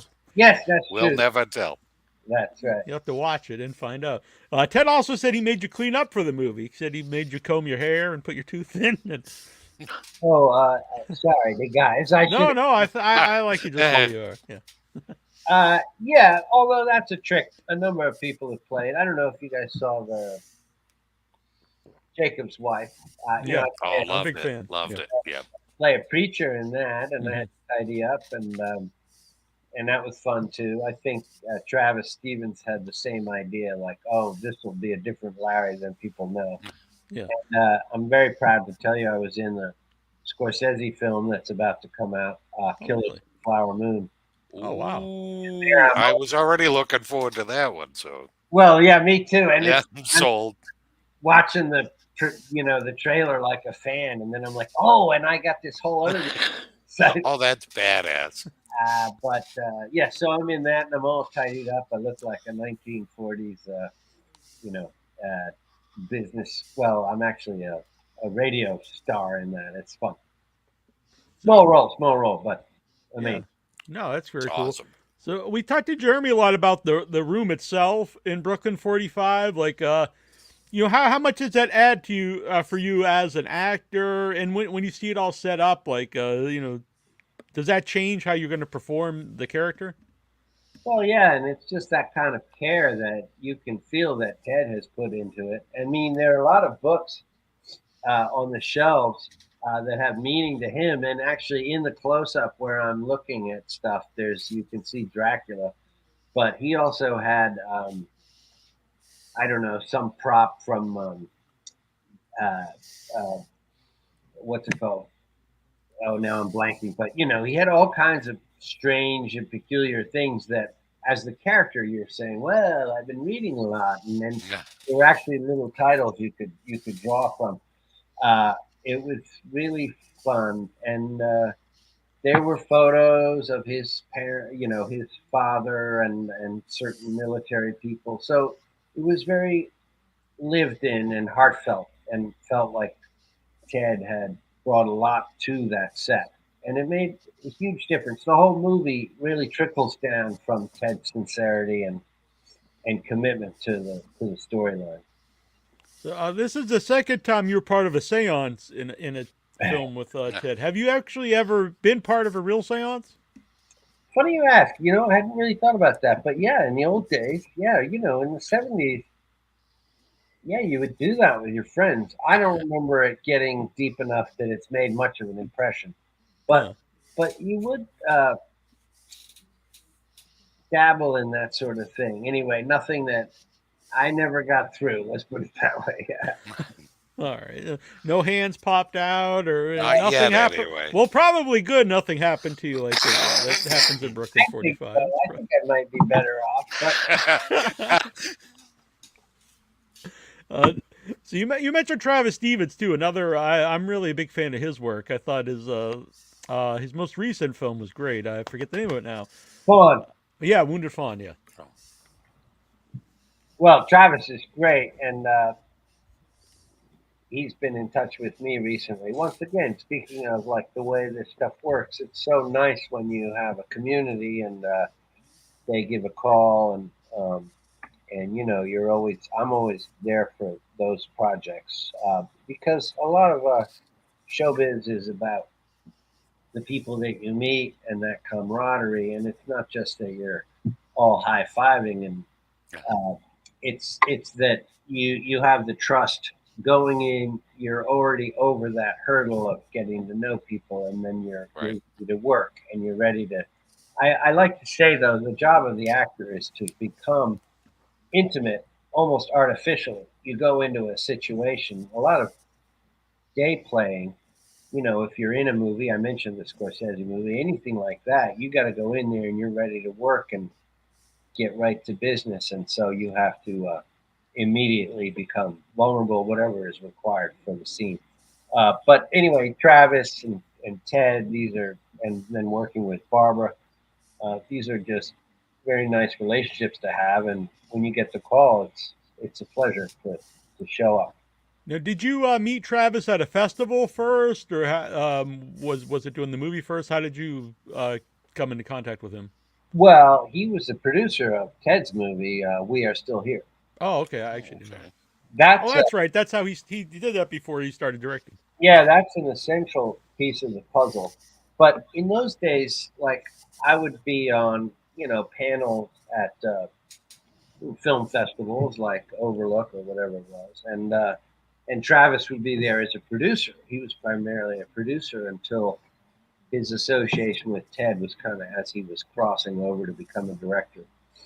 So I knew him as a very effective producer of horror movies and was always impressed because I knew that he really showed up. Some producers are off in the background, but he was the boots on the ground producer, and that's why he's a good director. He knows the whole spectrum of what needs to be done in a given day. Yeah, I'm a big fan of all of his movies, and Yeah, he's not paying me or anything. I just think he's a really talented guy and a really cool guy. I've hung out with him at festivals. yeah, he's a very cool guy. That's the other thing. So Yeah, they're I cool gotta guys in focus here. horror. Yeah. So the cast in Brooklyn 45 is great, and I'd mentioned this with Jeremy. It's got a theatrical feel because it's at one location, and you've got a lot of like an ensemble cast. When you're making the movie, what does that feel like? Well, once again, not to just make this whole thing a love fest, but the fact Give me the dirt. Oh no, so I got to tell you, Jerry no. night. Um, no, the thing is like it was this big warehouse. It was this sort of whole studio that was going out of business. It's like run by Sears or something, and it had so many props and strange things, and it had been so dysfunctional that they'd given it to this little production company, and they were making cool little films in this big space. But it was not heated. We were, it was very cold, and we would just sit there. Um, but because of the nature of the movie, which is that we're just in this one little set, we'd all hang out, and that's a real privilege. Because a lot of times in movies, you go and you show up for the day, you do one or two scenes, you don't know anybody. That's why I was talking about this forced intimacy. So here we really got to hang with each other, and waiting around for the next setup. So it was a very good, and everybody talks about it like a play. Well, it was also a play in the sense that we were all there together off camera. Yeah, all in the same room. Yeah. Yeah. Yeah. But that's like we were saying earlier. It gave off that vibe. Like you guys Yeah. have had this on Broadway for like 6 months or something, And and it like seemed like, everybody just played off and each it other seemed so even the well. characters seemed like they knew each other. Yeah. You know, Yep. Yeah, that's lovely. Yeah, which is important for the story you're telling. Mhm. And Jeremy said that you recommended movies for him to watch, and he couldn't remember them, so he was afraid that he failed you. But do you remember He what knew it was movies an Orson Welles one, Yeah. and The Birds, I think he said. The Stranger, which is a really cool movie. I actually don't know if Jeremy loved it, but what I loved is that it was Orson Welles doing. It has Edward G. Robinson, and Oh, it's just kind of a small town. It feels like a Hitchcock movie, small town. I don't know. There's communist subplot, but it was a mystery, like who was the bad guy and so on. But one thing that was charming about that is that Orson Welles did it for hire, and I think he basically came in under budget and under schedule, which was unheard of because he was considered an out of control auteur. And I find it a very workmanlike. It's still amazing long takes and other cinematic flourishes. Plus, it's just a good yarn. I mean, the whole reason I make movies is that I just like, I'm an old timer, so I watched movies on TV when I was little, mostly horror movies like the old Universal films. But then I just liked black and white movies, and you could suddenly tell when there was someone at the helm that made a difference, and that's why I came to love Hitchcock because I was just a kid, and I was like, wait, I'm getting emotions and weird feelings from this. I don't know, the filmmaking and the characters that is different from a normal movie, and that's when I realized that somebody was in control of the filmmaking, making suspense, making long takes, or other kinds of choices that were just inspiring to watch and so on. So that's my head. So I recommended that, and I can't remember what else, but I'm always talking up certain weird films, and I'm not like a cinema geek like some people, but they're things that I love, and I'll pitch them if Yeah. I had a couple of drinks. You said you grew up, with a lot of the older stuff, like which I love that all that too. I have a lot behind me here, Universal Monsters and stuff. But are there any newer movies that really caught you? Oh, it's funny because I almost can't answer that. Like, what have I even liked? It's not that I'm a snob about modern movies, but it's so hard to decipher what has been good recently. Yeah, dude, you've almost stumped me. I mean, I can kind of relate though. It's not some big asinine thing like there's nothing good out there. I'm just like I haven't seen Boogeyman. That looks appealing. Talk about old school. Yeah, it wasn't. I'm not. I actually like a lot of new stuff, but I was not a big fan of Boogeyman. Unfortunately. Well, see, there you go. And then I watched Megan, and I thought, oh, this is going to be fun. And I was like, oh, this is driving me nuts. It's weird, and I can't tell what's going on. And I guess I'm just old man on the porch at this point. But yeah, it's kind of a problem. But here I am. No problem. So how early on did you know like you wanted to be involved? You want to make movies or act in movies, like since you're watching them since a kid? Well, I started making movies when I was 12, and that was Super 8, all the usual. Well, I shouldn't say the usual things because in those days it was much harder. Now a kid has a cell phone and maybe a video camera, although not even. They just have a cell phone. But in those days, you had to actively say, oh, I'm going to borrow or find or get a Super 8 camera, and I'm going to get the thing, put it in. I have 3 minutes to expose, and I got to take it to the market. It was a much more deliberate act. And so when I was little, my first movie was Dr. Jekyll and Mr. Hyde. And it's an unfinished work. But it was cool. And then in 1976, I made Jaws with G.I. Joe figures. Oh, very cool. Nice. Nothing wrong with that. Also unfinished. But then I was also doing theater in school and wanted to be just an actor. But and I remember I made One Flew Over the Cuckoo's Nest in high school, and I rewrote the whole script because the play wasn't good enough. And I loved the movie, and then I read the book, and I thought, oh my God, the book is even better than the movie. So I wrote my own script. That was a big production. Anyway, I was an actor mostly, and then eventually just got a Super 8 camera and started making short films and just loved the medium. I mean, this is hard to describe to the kids today because this is 1979. Movies were a total mystery. Like even how they went together, there were maybe 3 books, and I didn't even read them. Right. But little tiny paperbacks, like how to make a movie. Nobody knew what was going on. It was an art form that was truly mysterious. I didn't even understand that a director was making the movie until a long time later. And it was only in Cuckoo's Nest that I understood that they must have shot a scene from one side and then the other because Jack Nicholson's hand was different when you cut back and forth from over his shoulder to in front of him. And so what I'm saying is that's how I figured out filmmaking with the weirdest kind of detective work that I do. Nowadays, the kids are so spoiled and they're all like, gotcha. You can look up how to do anything on YouTube. So true. Yeah, and you're like, well, guys, you got to participate in this experience and bring some joy to what it's the artist trying to do. And I don't know. So I just feel like we're dealing with a bunch of spoiled viewers and they should just chill out.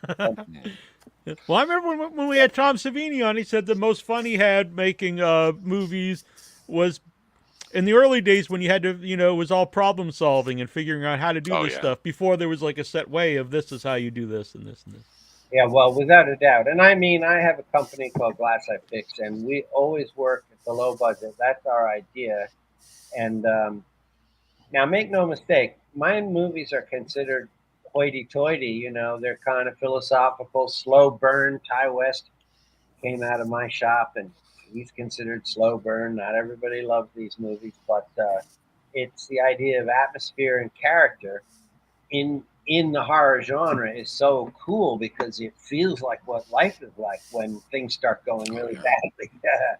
And that's what I try to do with the horror genre. It's something that's very personal and honest. It's not splatter and exploitation. That's another part of the genre which I enjoy because it's more like the aesthetic of it. But for me, it's really like this is personal, man. To me, it's like I feel like I'm almost on the edge of sanity, and I want to convey how that feels to those who will listen. Yeah, well, I'm a big fan of Depraved. Oh yeah, I think it was great. I got to see it in Buffalo before it came out. I saw Buffalo Dreams Fantastic Film Festival, and yeah, I think it's a great. I'm a big Frankenstein fan in general. Oh yeah, and that's a movie maybe you would like is The Angry Black Girl and Her Monster, which is another sort of modern take on Frankenstein. I am aware of it, and I'm looking forward to that. Fantastic. Yeah, because you're always really a Frankenstein junkie, so I figured that would be your trip. It's true. It is true. Yeah. Annabelle, who couldn't be here, unfortunately, she's normally on the show with us. What are some of your recommend movies for us to watch? So what would you recommend us? It doesn't have to be new. It could be something classic, probably something more obscure that as horror fans we should check out. Can I just celebrate Annabelle's last name? Yes, Annabelle Lecter. Fantastic. All right, Annabelle. Well, I don't know quite where they're... But actually, speaking of which, has anybody recently seen Hannibal? Oh, the show? No, that's my point. Have you ever seen the Ridley Scott movie? It's fucking twisted. It's the sequel to... Oh, yeah. Oh, yeah, yep. It's Gary Oldman and eating the brains out of the live dude at the table. Ray Liotta, right? When I saw that, I was like, Hollywood has fucking jumped the shark. It really seemed and that is the interesting thing is that, I grew up with the idea that, Texas Chainsaw, Last House on the Left, Spit on Your Grave, Love, the zombie movies of Romero. All of this seemed very, aggressive to society and really like the punk rock of filmmaking. And then in the 80s, it got co-opted. And then we had our Freddy Kruegers and all of that, which all to me as an old timer felt a little cutesy. And so, anyway, but then the struggle between indie film and horror and all of that versus what Hollywood was doing. So then when they made Hannibal, I was like, whoa, this is nasty stuff on a big budget and, sanctioned in the theaters. Anyway, movies I recommend. I mean, I would say certain movies. I'm very fond of The Mist, which is an old Frank Darabont movie. I think it which is really cool if you I like all versions, but it does add a lot to it if you watch the black and white version. Well, that's I dig it that way too. Yeah, that's what he wanted, and it is like an old movie, but it's very contemporary themes and the preacher, the evangelist, gathering, all the twists and turns of that movie, and yet it's so contained. And there's also something really magical about the creature design. Very, those spiders always stuck with me. One of the best endings too. And I see people say it's one of the worst endings, which I don't understand. I think the ending is like devastating, which is great. And that's what a horror movie's supposed to be. It's freaking horrific. So. And even King himself said that he actually preferred the ending of the movie to his own story. Yep, he was like, bravo, that was, That's nice to hear. I was never actually aware of that. I've always been a big defender of it. And, they offered Darabont $150,000 or whatever the number was. But some sizable pocket change to change it. And he said, "No, this is really what I want to do." So good on him. I think it's a great example of a single location, single time period. It's like 24 hours, right? Yeah. Oh yeah. It's really haunting. So that's kind of in a weird way my aesthetic of a film. But I always recommend a movie called Angst. I don't know if you guys know it. It's a very desolate 80s slasher film. I don't even know if it's slasher. It's basically a guy tormenting a family. It's, if you're going for, because I don't want to come off as like not appreciating serious hardcore horror. And so if you want to get into that, I recommend Angst. Okay. I also, in that category, like Man Bites Dog, which is Oh yeah. uh, but those are brutal films, and I mean, I don't think that horror has to go there. But as far as I so it's terrible that I don't have. I mean, it's almost like I'm blanking. But COVID. I live with the missus. She's less inclined towards horror now, so we didn't. I didn't see a whole bunch of stuff. I actually saw Host, which was sort of a very specifically COVID movie because it was just, you know what I mean. Yep. You saw it, Troy. Yeah. I thought it was a clever movie. Yeah, exactly. Uh, but it's tough. I can't really. Why can't I think of anything? Terrible. Sometimes you just stumble across them. Like I had watched The Man Who Wasn't There, or no, The Man Who Knew Too Much, and I was like, this is a Hitchcock film with Peter Lorre, and I've never seen it. How did this happen? That is I one of the great films, and blew my mind. as you know, or maybe you're aware that he remade it with Jimmy Stewart years later, and Okay. it's the only movie he ever remade. And the Oh, sweet thing is, he said the original, I made it as an amateur, and the sequel or the remake, I made as a professional. And you're like, yeah, okay. well, you know what, Hitch, the original. See, it's been so long since I've seen the one with Jimmy Stewart, so I didn't really remember it. Actually fun now to watch it because the one with Peter Lorre is amazing. Oh, Laurie's he's awesome in it. And Hitch would say that, your villain, your movie's only as good as your villain, which is an important. I still use that adage when I advise people. You want to make that villain. I mean, think of the Joker by, from the Christopher Nolan movie. I mean, just like, oh yeah, that is why that movie rocks, is because of that characterization, and on it goes, obviously, endlessly. So the villain is what matters, and Peter Lorre is so amazing in that. Just, It's fun to watch the remake. If it's still fresh in your mind, watch the remake and you see what changes. I'm gonna have to do that now, because it's been years. It's still the same ending, obviously the thing with with the symbols and all that. Anyway, there's some pleasures in the new one too, but I think it's got a little more grit. Yeah, I'm at the age now when I think it's been 15 years since I've seen it. It's been 30 years. Yeah, I know. I got to double whatever I think it's been. It's true. It's true of everything. I mean, yeah. Speaking of remakes, are there any remakes that because remakes now, anytime someone remakes something, a lot of fans will hate it before it comes out. But we do have a lot of great remakes. Obviously, I do think they remake everything they don't need to. But do you have any remakes that you think are either better than the original or good on their own merit?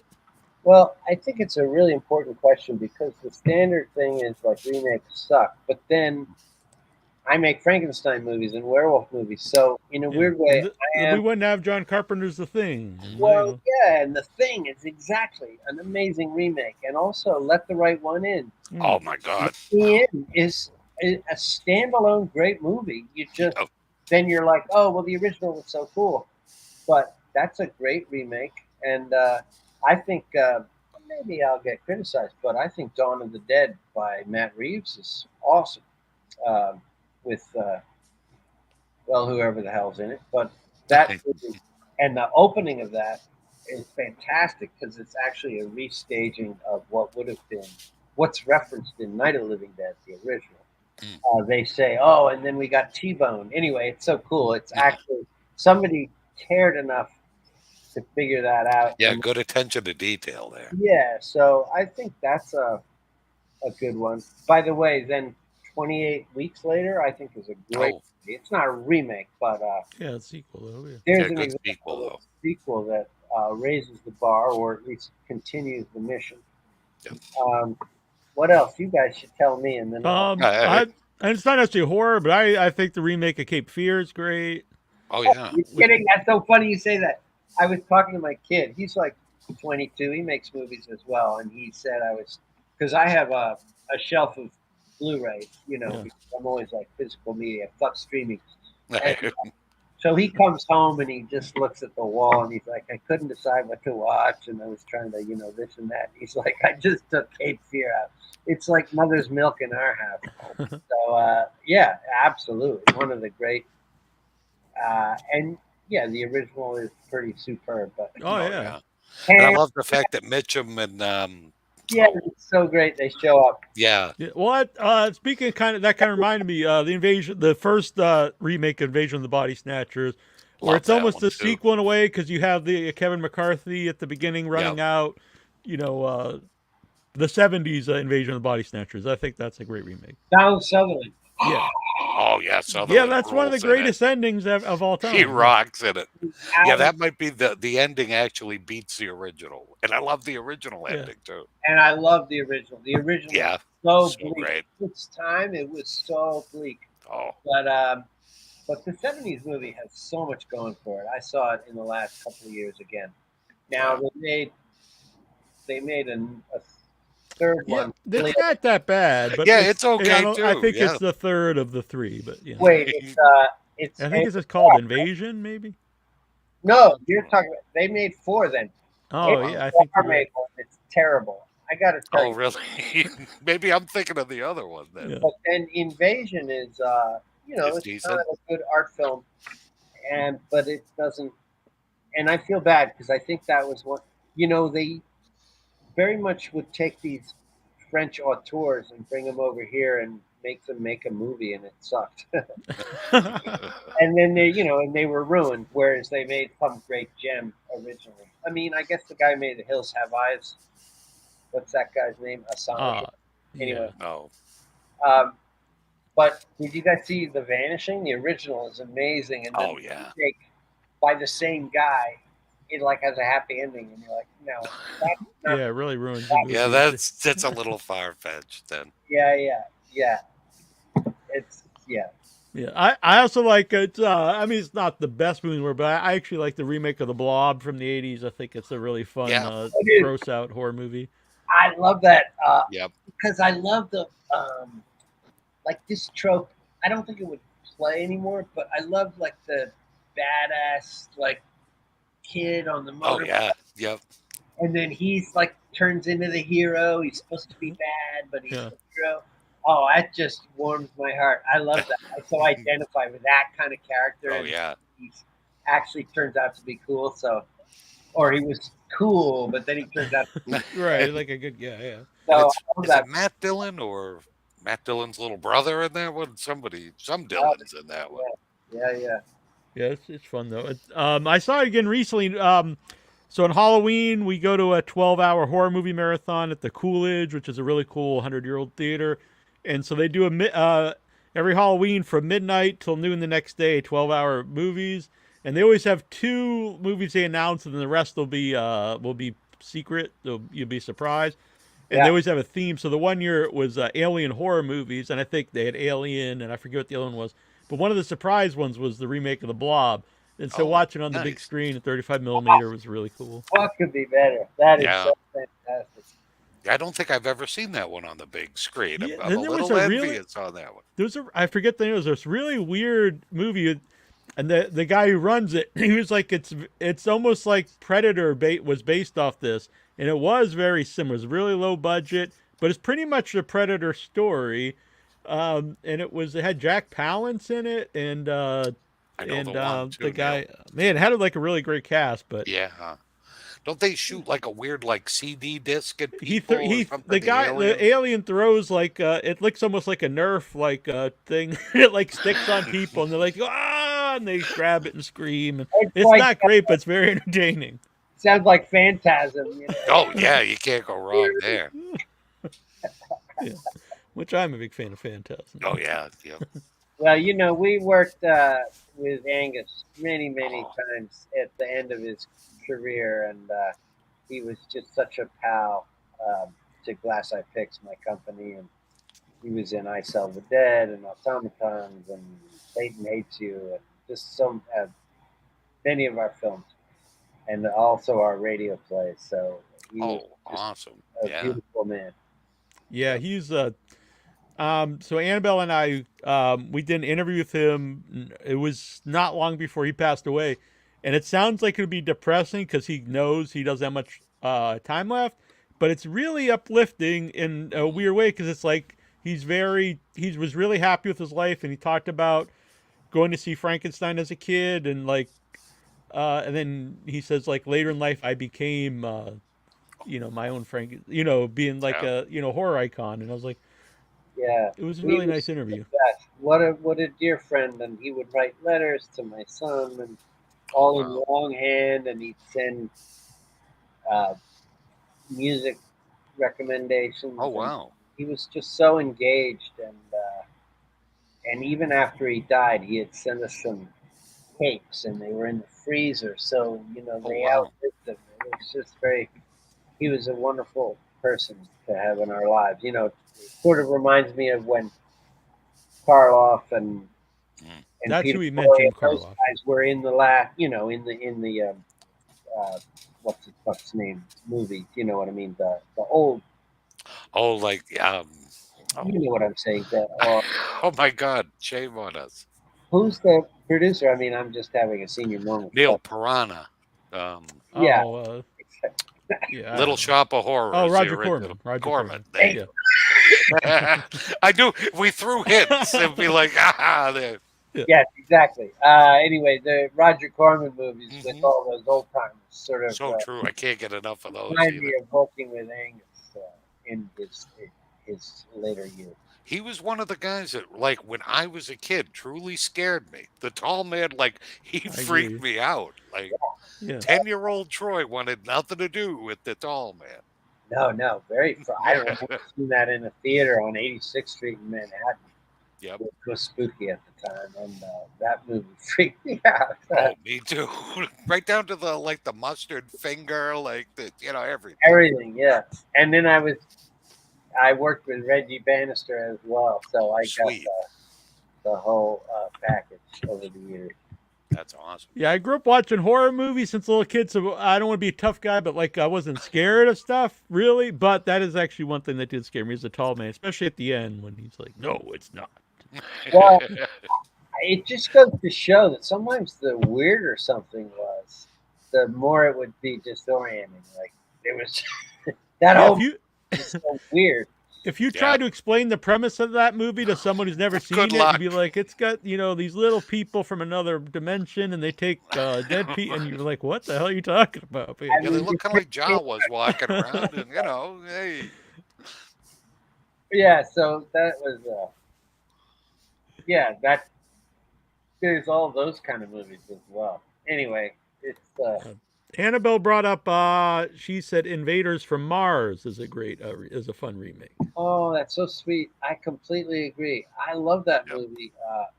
And I always think about that vibe. I mean, it has sort of a nostalgia to it. The idea that the kid looking out the window and the thing over the hill, and that Yep.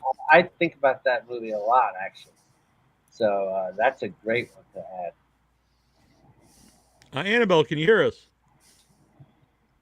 Can you hear me? Yes, we can. Yes. All right. I decided I'm stepping in. Right. You can see me, but you can't see me.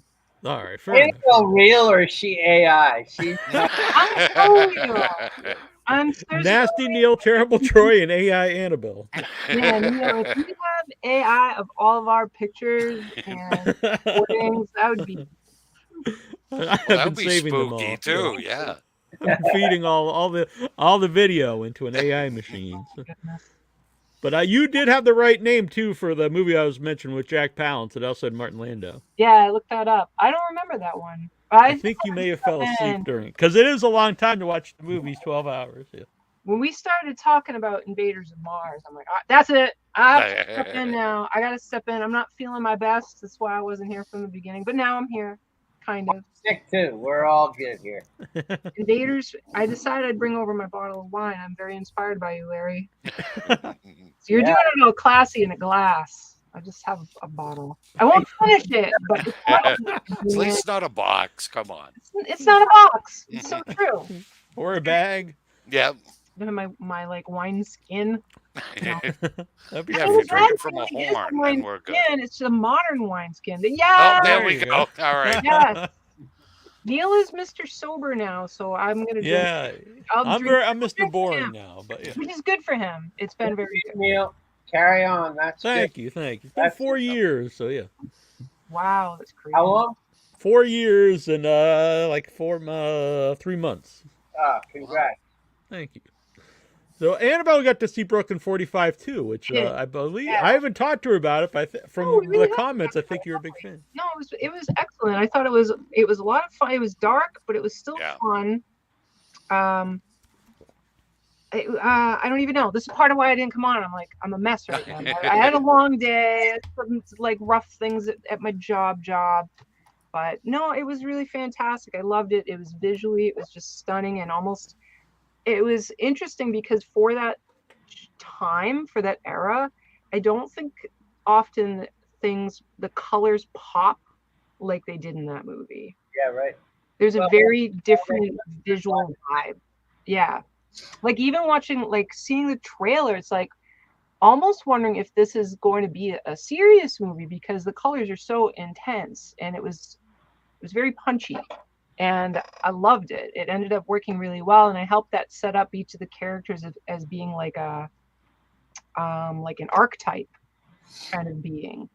I don't think it was just, you couldn't really take the whole thing just at face value. I think there was more to it than that. It's a tribute to Ted that I believe I'm not betraying anybody when I tell you that the color timers of the movie, they made it much more somber looking because and he said, "What's going on? Where's my beautiful footage, my beautiful room?" And they said, "Well, it's a horror movie, right? We thought we'd make it more spooky." And he said, No, that's not what I want. I want it to be vibrant." So that's very much his choice. Cool. That's fascinating. Yeah, and I'm so glad that that's something that I saw. Well, kudos to him. It was very unique. I really enjoyed it. Yeah. He'd appreciate you notice that because I think it's unexpected. Yeah, he even mentioned the green for the room was a lot of that was because of Rosemary's Baby, the poster. Has that same green in the background. Nice, yeah. Which is that's cool. The thing. I like the idea that directors are magpies. They're just taking the best ideas and the best images and put it all together into a new soup. But nothing's particularly original. It's just how you, and it's often very intuitive, especially things like color. Yeah.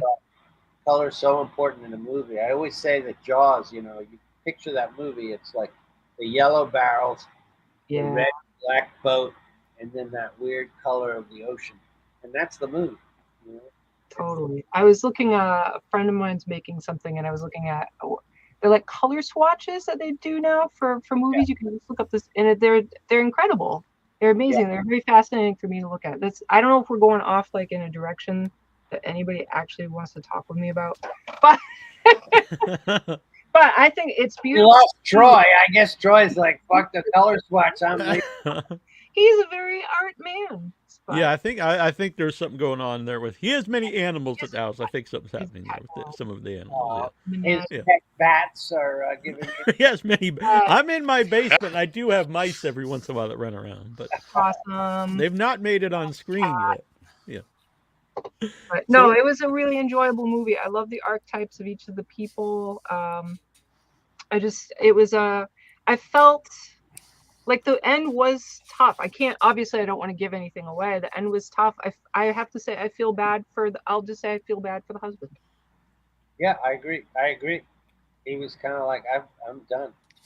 Let's move this Yeah. to the next level. And And he was kind of like the only innocent person in the room, but then he became like one of the biggest villains. yeah, and I think that's what makes it really interesting is all the moral.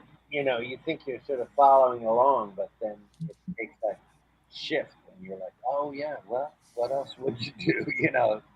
It's really, really great. Such a fun movie in that regard. The gore is pretty amazing. Oh yeah, It was just like, what? yeah, and it really takes you back the first time you something happens like that. Yeah. Yeah. Well, I guess we're not allowed to talk too much about it. But No. There is gore, and it's quite impressive. That's Yeah. where I stop. Well, when you're watching it with an audience, how do people react to the movie and to like a shocking scene? you know how it is. People are both taken aback, and then other people are delighted. That's what they're there for. It's a. This is what's funny about the horror group is some people want the spectacle, some people are into the nuance and the dark storytelling. So there's really it's a great diverse crowd of people, and I think when a movie can satisfy all those different groups, that's really exciting. And I think Brooklyn 45 has a lot of that potential. It's the last thing you'd imagine, a bunch of people talking in a room, but there's enough tension and then some really, because you're invested in the characters, some of just the simple torture things are so skin crawling. I always love a movie that reminds you what when violence can really have an impact, as opposed to there's also the vibe of just like slasher movies and one kill I after think that's because sometimes you watch a movie, there's so many killing, it really means nothing after a while. But if there's one or two deaths that really mean something, that's much more powerful. I think so. And we all know about the body cam movies, and they are what they are. And you're like, oh, that was a good effect, or wow, they split his head in two. Who knew? So that's a whole part of the genre. But every artist or filmmaker sort of takes some portion of what interests them.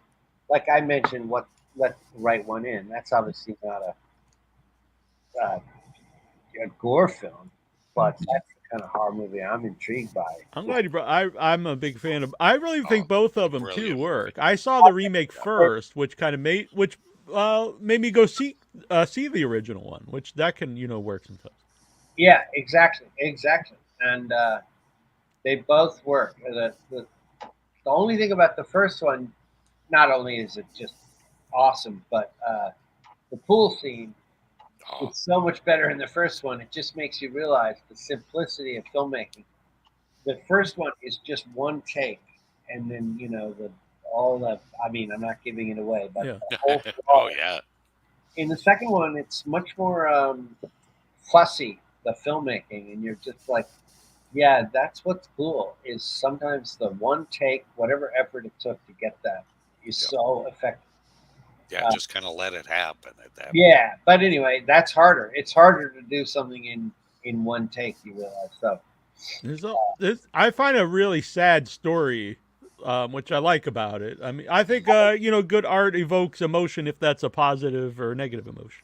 I agree, and I think horror is about sadness and loneliness, and a lot of the real emotions that most of us go through. And that's what I always say about it. And that's sort of been my angle from the start is using the genre to remind everyone that life is pretty fucking scary and lonely. And the idea of that is to therefore say, so we should all be nicer to each other in our brief time, because it's rough for all of us, And that's the other thing. I think something about pop culture makes there's a lot of envy, and people think some people are having a great time and aren't. And I want to remind everyone that everybody feels pretty scared and lonely and worrying about one thing or the next from moment to moment. Yeah, I mean, when someone famous, sadly, if they commit suicide, so people are always like, well, how could they do that? They're so famous and wealthy. Right. Like they Yeah. must have no problems. Fame ain't gonna save you from nothing, all of that. And it can add new pressures and things that you think aren't the same as worrying about your checkbook. But actually, that's the thing. Everybody, it's all relative. But we should be aware that everyone is suffering. That's the natural state. Any moments of happiness are that's just a little brief gift. Yep. So, Our friend Bill Whedon says wants to say hello, and that he was in Tales from Beyond the Pale in the episode Johnny Boy with Shea Wiggum. awesome! That's incredible. Hey, Bill, I remember you. Yeah, Bill's a very cool guy. Oh, We like Bill. sweet guy. Yes. Yep. Can you tell people about Tales from Beyond the Pale for What'd you say? people who are in our way? I hope that fans or listeners of your guys' show would check out Tales from Beyond the Pale. We got 50 episodes of single Wow. stories starring everyone from Ron Perlman to Doug Jones, Vince D'Onofrio, your pal, Shea Wiggum, Amy Simons, Joe Swanberg. I mean, whatever. But it's not about that. It's about the fantastic stories, which were written by a whole bunch of different writers and artists. And some of them we did live. Some of them are in the studio. But all of them are. Barbara Crampton's in a couple of them. Oh, Lord. Rock on. I just looked this up and I'm so excited. I heard you mention, I don't know if you use the same words, audio drama. And we just had someone on the show who's started up. I love them.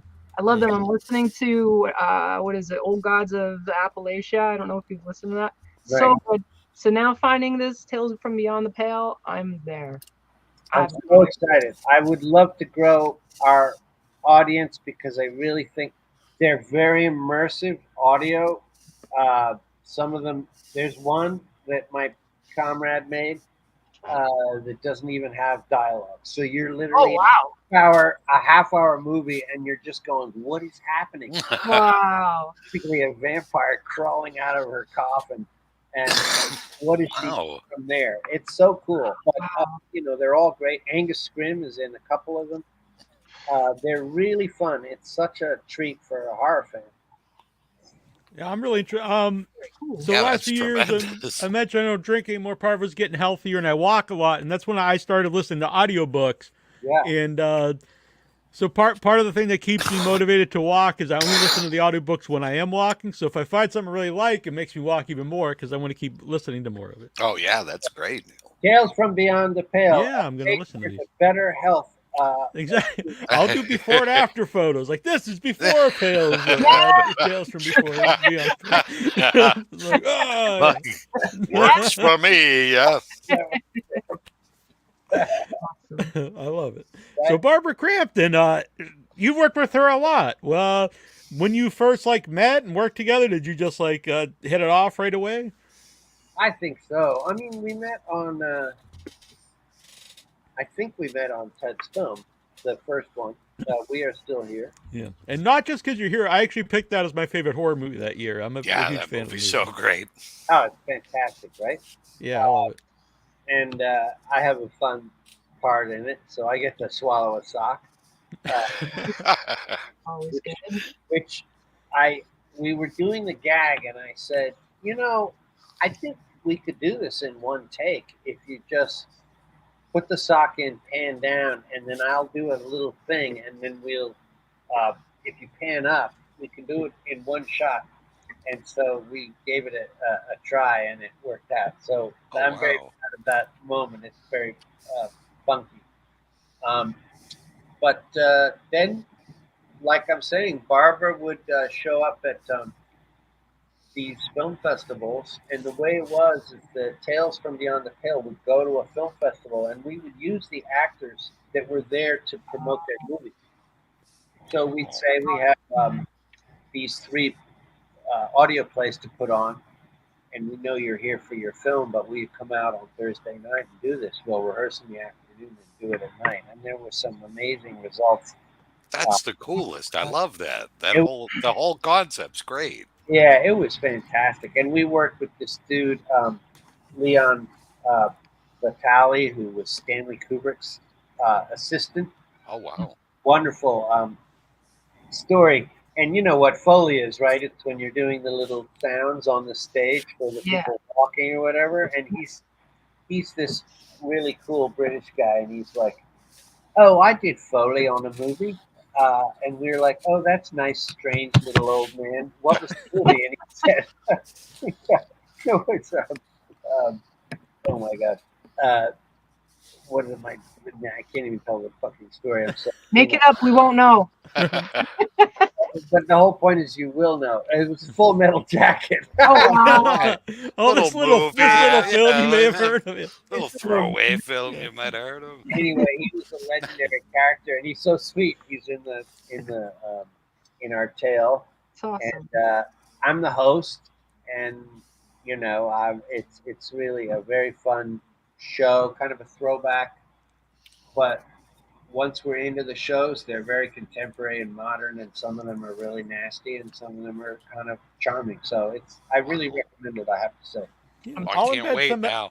Yeah, and I'll put some episodes up on the website for people. Oh, please. Yeah. Yeah.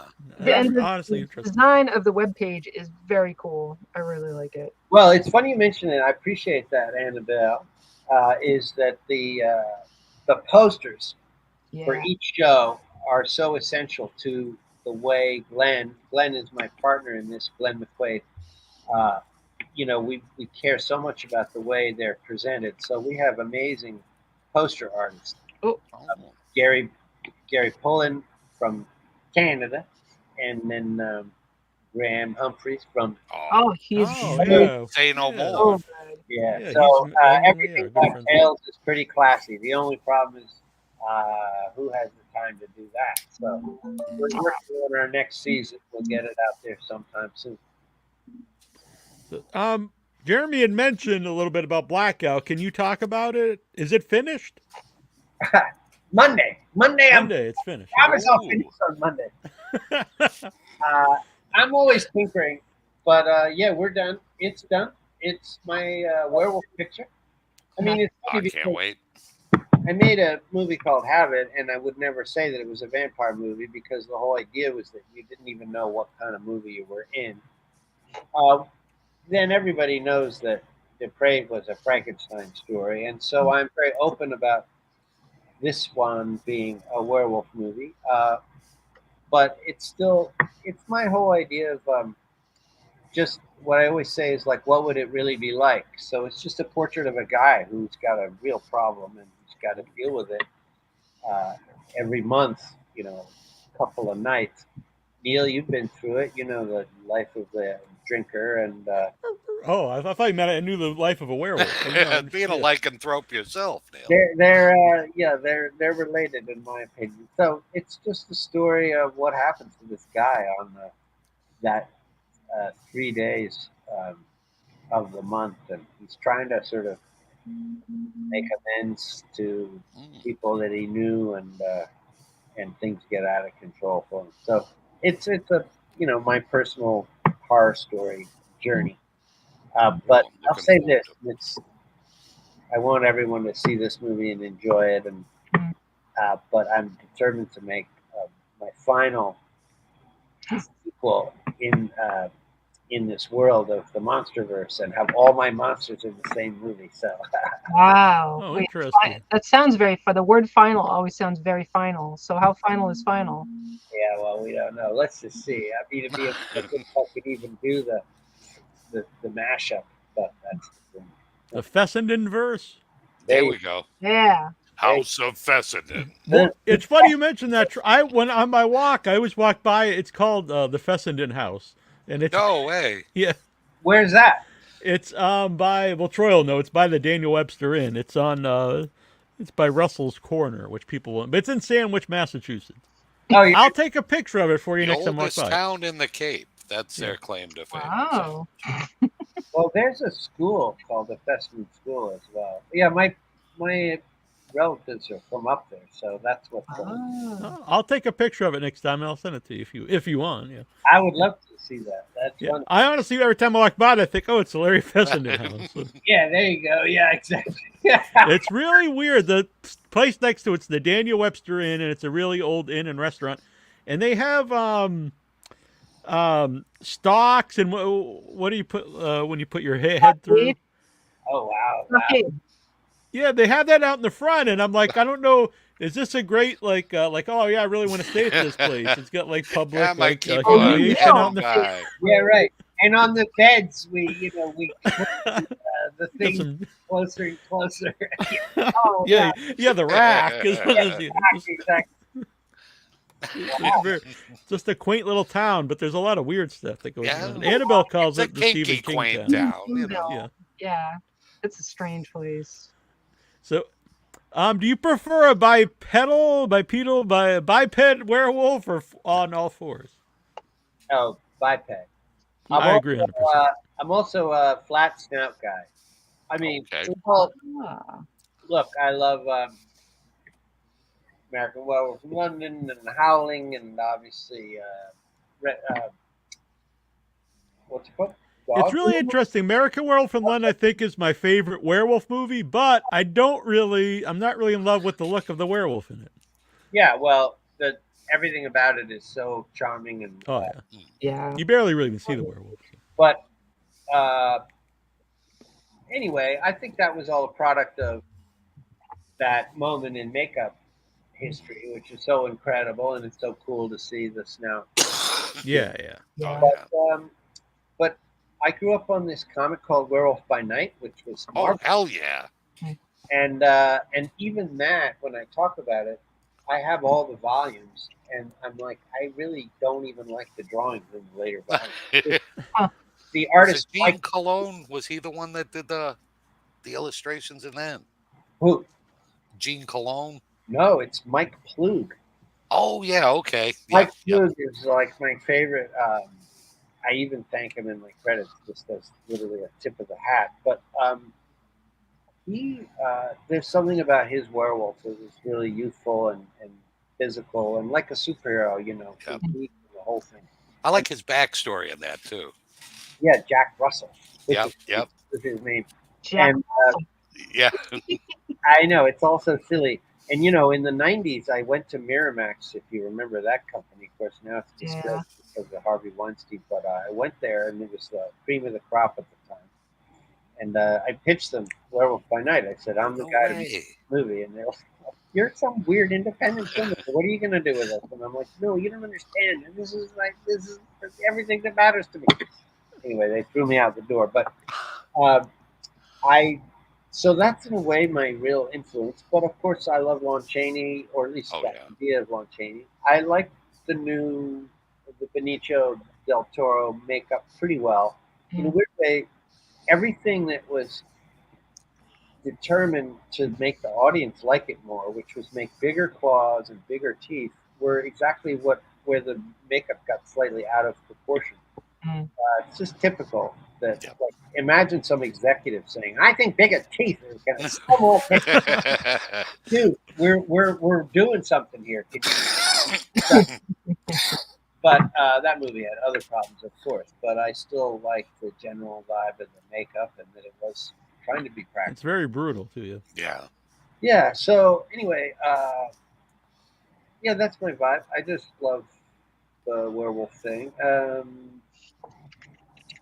Yeah, and Larry, is that a Plug panel behind you on the wall? Oh, that's the funny. comic panel, or Where I think on the other side. That's by my friend Bram Ravel. That's Oh, okay. that's the last winter. We made a comic book of that. Oh, very nice.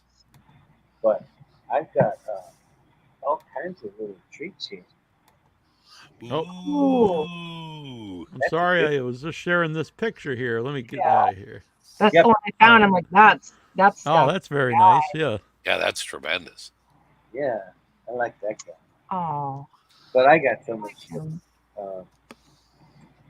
I mean, that is so much closer to human than the ones. Like, I love the big, giant, bulking werewolves with a huge wolf head, dog soldiers. Cool. Yeah, dog soldiers is awesome. Oh, yeah. Right? But what you're showing is so much closer to human. Well, in that regard, I like Well, my movie in particular is just very psychological. In fact, you're like, is this guy a werewolf or is he got problems? Yeah. That's just my approach. There's this guy. Yeah, I love Oh, I it. love Oh, them. very nice. That's cool. Yeah, that's from that's the Del Toro.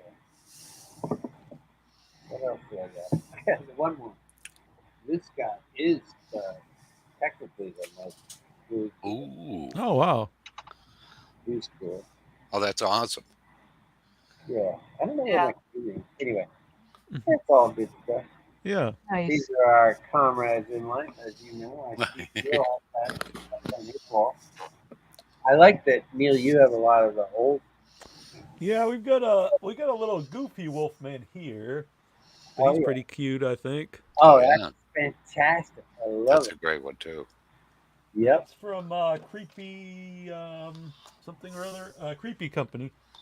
Yeah, I got the. Here's a little bust, Oh, which is actually very heavy. But Oh, I love that. Yeah. Oh, what's that one, dude? I've never seen that one. That's beautiful. Yeah, that one's great. Nice. What's that from? I've had it for a long time, but I never had a place to display it till we started doing the show. Damn. It says Lon Chaney likeness from Chaney Entertainment. I'm not sure where it was made by. I have the boxes up for him upstairs. I'll have to check out. I know. It's always a torture. Do you throw it? It's like so ridiculous. But here's the Frankenstein from the same set. Oh man, dude. Really nice. Now I'm gonna be out searching for that. Oh, yeah. Yeah, I got them years ago. Like I said, I just kept them in the box. And then when we started doing the video show, I was like, oh, I'm going to put these up behind me. Damn. Ooh. Oh, that's a good one too. Those are Yeah. really, I've never seen this series. Yeah, I'm not. Are they positive from what they're from. Sideshow, Neil? Because they're really, like, good think so. quality. I think I really got them from a company that I think they went out of business pretty early on. I got them when I first got on the internet. It was like around 2000. And I got them inexpensive because the company went out of business, but I don't know if you can even where you get them anymore. Damn. Now I got a mission. Then we got the tiki mug. Oh, there we go. Yeah. That looks like an old Mego figure. I love that one. That's pretty good. Oh, that's great. Yeah. Yeah. I mean, it's literally like a G.I. Joe style. Yeah. Right. Yeah. Like There's a 12 inch. creature. They have a creature from the Black Lagoon in this style, which Ooh. it's like the doll, but then it has a rubber suit. It's funny. Oh, that's awesome. Oh, really? So can Neil you might actually go take that uncertain rubber of suit and that. like pull down and so you see an actual person's face? Well, you see the interior of the doll. It's weird. Oh, we'll put this back. Yeah. Neil and I are like, well, we gotta Oh, you guys have cool. I have stuff, but it's not stuff I can share. What do you have? I've got a little pinky guy. I've got. Let's see. I have they're not horror, but I have 2 He-Man the Panthro figure, which Nice. is an animal because it's this awesome purple panther. Oh, yeah. Beautiful. That's cool. He Love and it. Battle Cat were great. I guess I've got more like creepy things that maybe aren't from movies. So like a weird tiki thing. I've got like I just bought that. creepy carved stuff. I've got a cool little Cthulhu idol. He's really nice. Poor Annabelle. Nobody's listening because we're geeking out. It's fine. You guys show me stuff. I'm glad someone noticed. Yeah.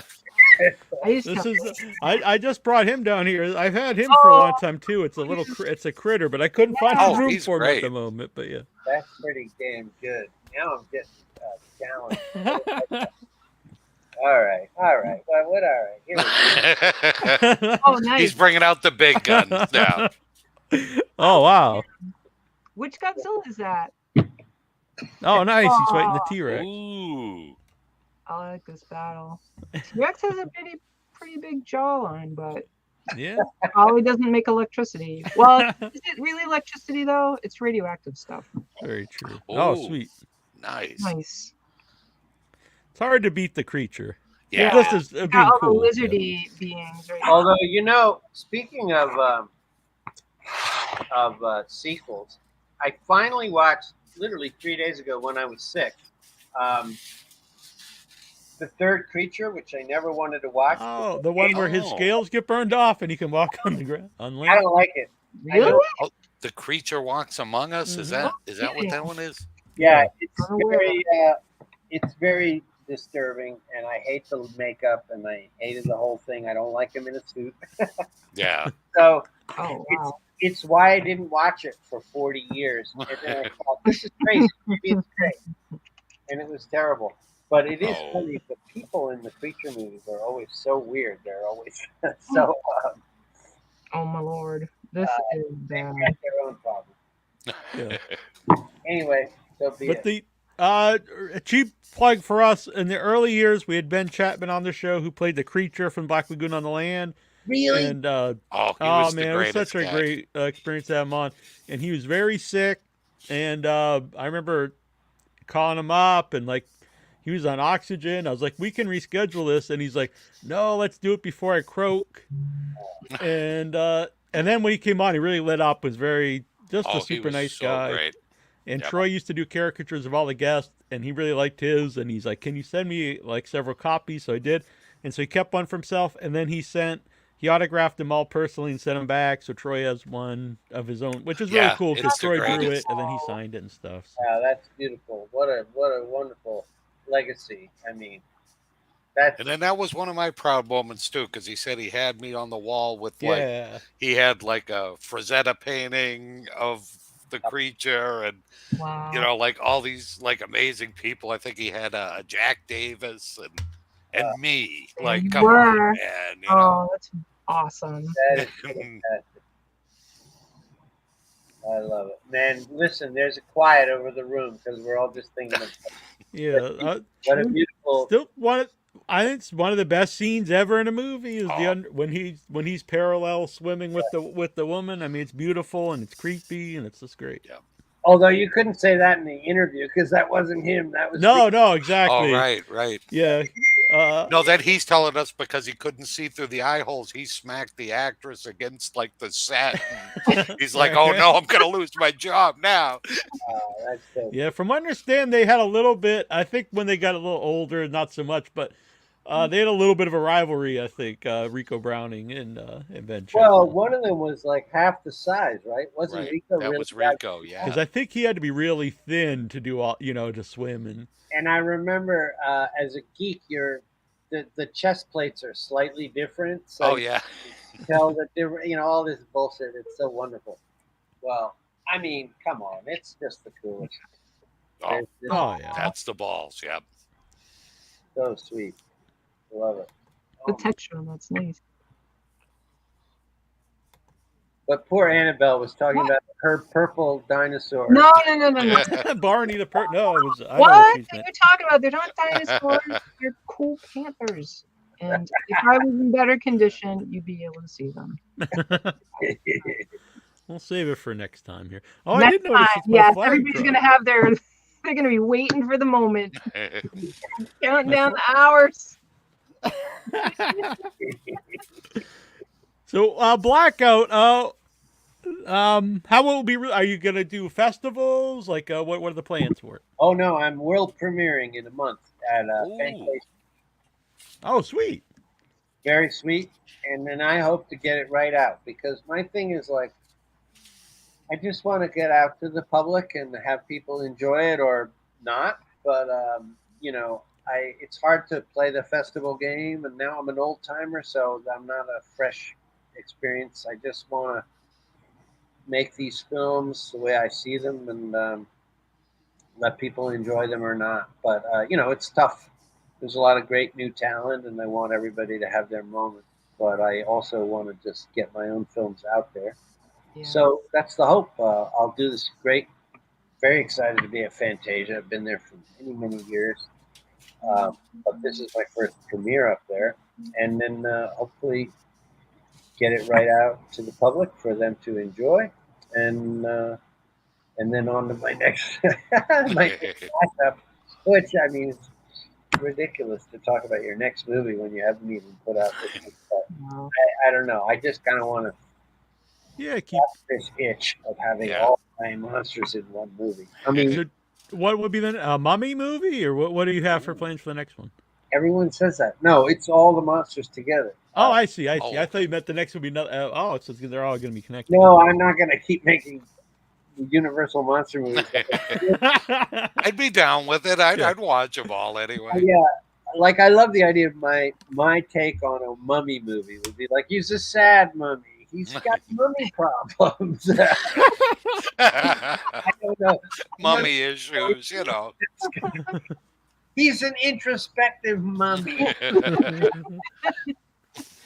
Well, there are I'm a lack sold. of Come on, I'm good with this. there are a lack of cool mummy movies. I think like the original Yeah. ones are great, but I don't the- like the original. I find the original very tiresome. When I was little, I was so impatient.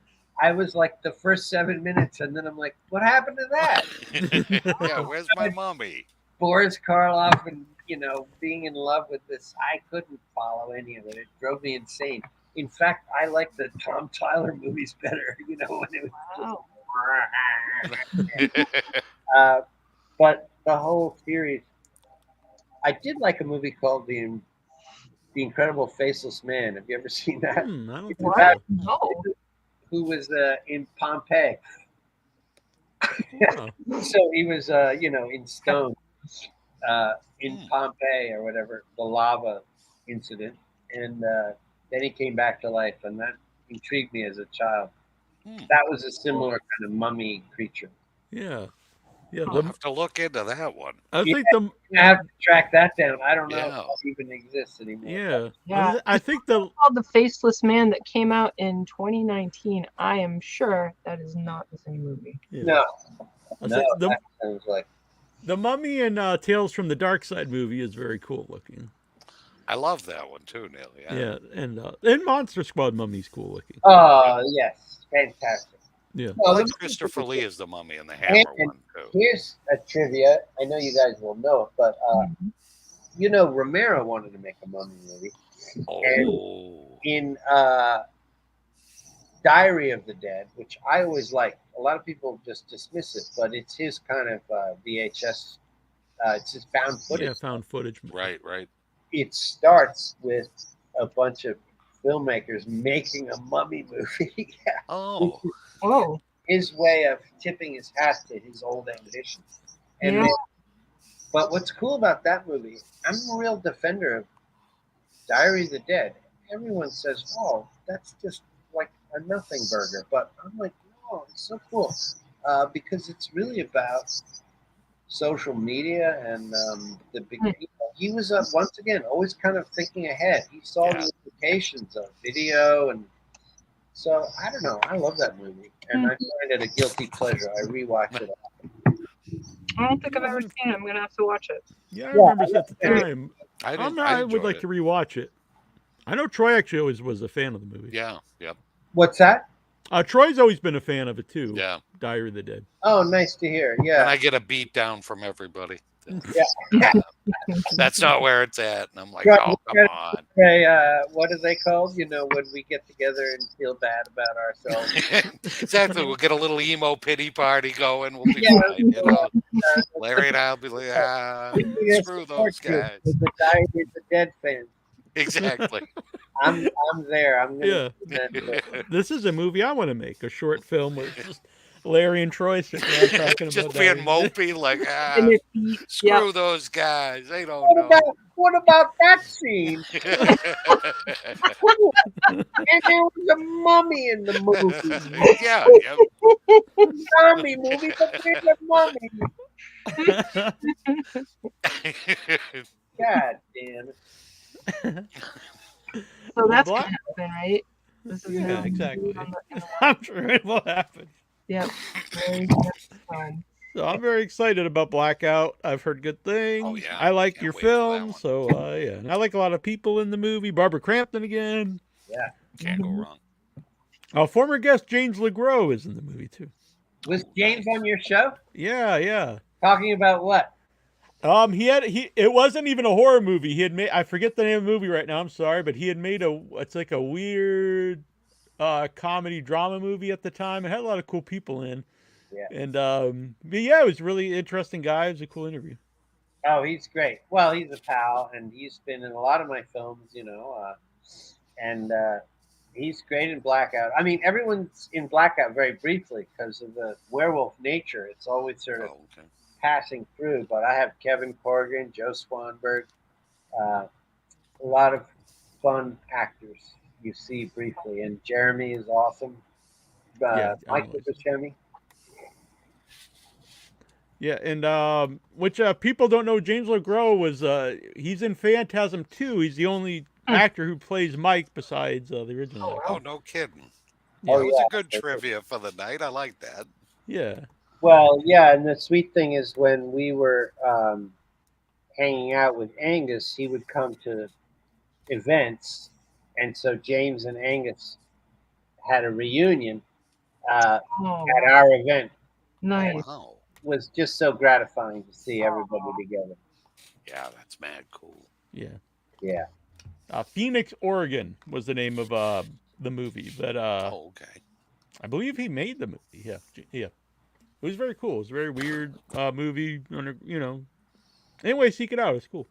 That's fantastic. Well, I should watch it. Yeah. Neil, what is this shirt? My shirt. Yeah.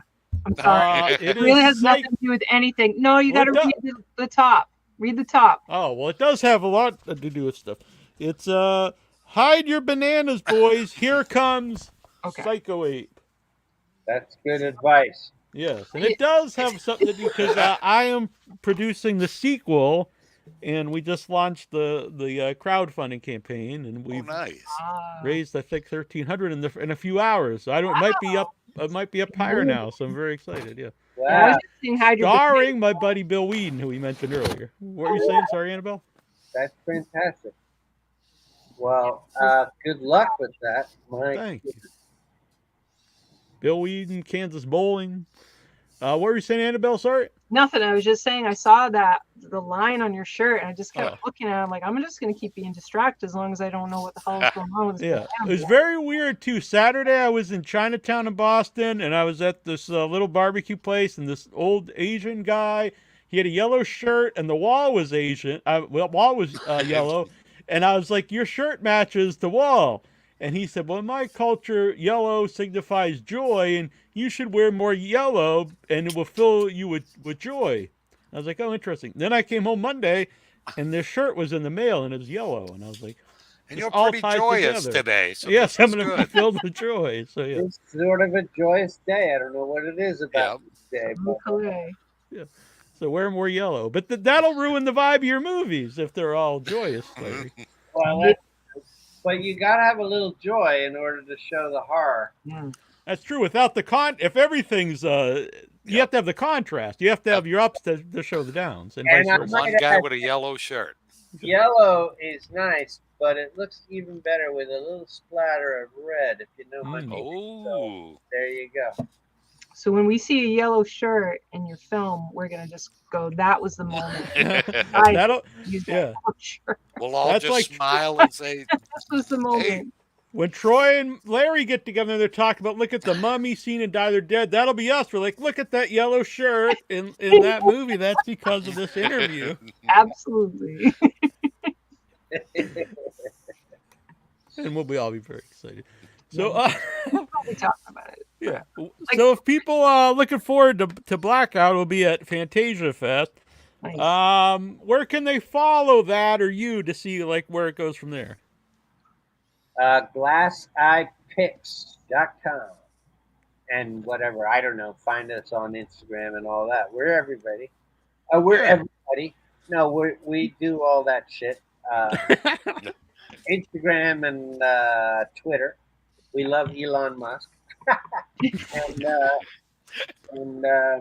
Yeah, but our website is filled with funny goodies, and we do a lot of stuff. I produce movies and acting stuff, as you know, because that's why we're really here. Brooklyn 45. So Yeah, Brooklyn 45. Honestly, not just you're here, I'm a big fan Yeah. of the movie. great movie. And I'm glad all of us liked it. Yeah. And that's on Shudder. You I don't didn't know if steer this me is- wrong, Brother Clem. You told me I'd like it, and I did. Yeah, I like. I also like that it's This happens a lot at festival movies, where it's a movie that's got it's several genres into one, or it doesn't really just fit into one genre. And a lot of times, like the big releases, they have to be like fit in a certain box. And I like movies that can be, all different things at Well, the same time. I hope you do check out Blackout, because it's that kind of thing. It's really the portrait of a guy who's at the end of his rope, but he's got a problem that you're not going to see in a normal indie film. I'm looking forward to that one. Yeah, it's kind of sweet. Oh, so the star is Alex Hurt. He's the son of William Hurt. Oh, no way. Oh, So that's too cool. cool. And Yeah. William Hurt's in the movie in photographs. Wow. So, it's kind of William Hurt's last movie, to be honest. Interesting. Yeah. Cool. But also, hope your listeners will listen to Tales from Beyond the Pale. I will be. You got 3 of us that will anyway. I So. absolutely will. Dude, that's it. To us, that's gonna like double our audience. I can't wait. There was only one and a half before. In all the episodes. Oh, well, that's very exciting. And it would be, I would love to, if you're into it, coming back after we get to see Blackout. Oh, I would love it. Then I'll And be a real person. She'll prove she's a real person. sweet. I'll have the AI perfected by then. Yeah. I want to see Annabelle in real life. Right now, you're like a little. It is like the red eye, and it's like If we all how. believe Annabelle can be a real girl in the next episode. I can't wait to be there. The only problem with yellow, I've got to be careful not to spill coffee on myself. If I wear black, you don't really notice so much. That's Yeah. That's why I Keep it dark. gotta- Everybody thinks people wearing dark are trying to be cool. We're really just slobs. Oh, that's nice. That's my secret. That fits me perfectly. Bobs and rulers. That's why I grew the beard. It protects a little bit. It's the Yeah. flavor saver, but yeah. Beard really compares to Troy's beard. So. No. Well, especially now that mine's blue. And Yeah. maybe I did it for that too. So if I spill something in it with the white beard, the Gandalf beard, you can see everything. Yes, that's right. Yeah, I am very jealous of that beard. It's pretty sweet. Dude, Troy has great hair. He does. Yeah, gotta we're brothers, but he has much better hair than me. Oh, that's true. He's Yeah, but you got the voice, you know. I sound I like don't a know, you homeless crack addict from Boston, you know, and you got the smooth, subtle I don't know about bites, that. you The know. real issue is that Neil has a nice, beautiful little backdrop, and then That's Troy true. looks like he has a torture den.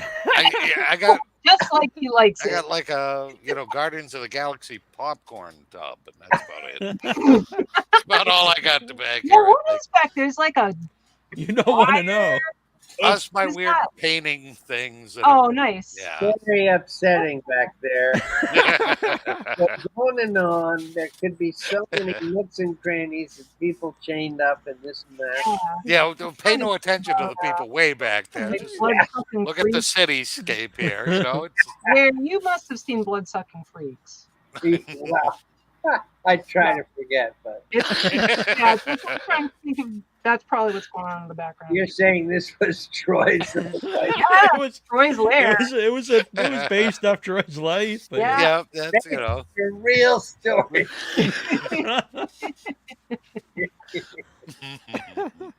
Okay.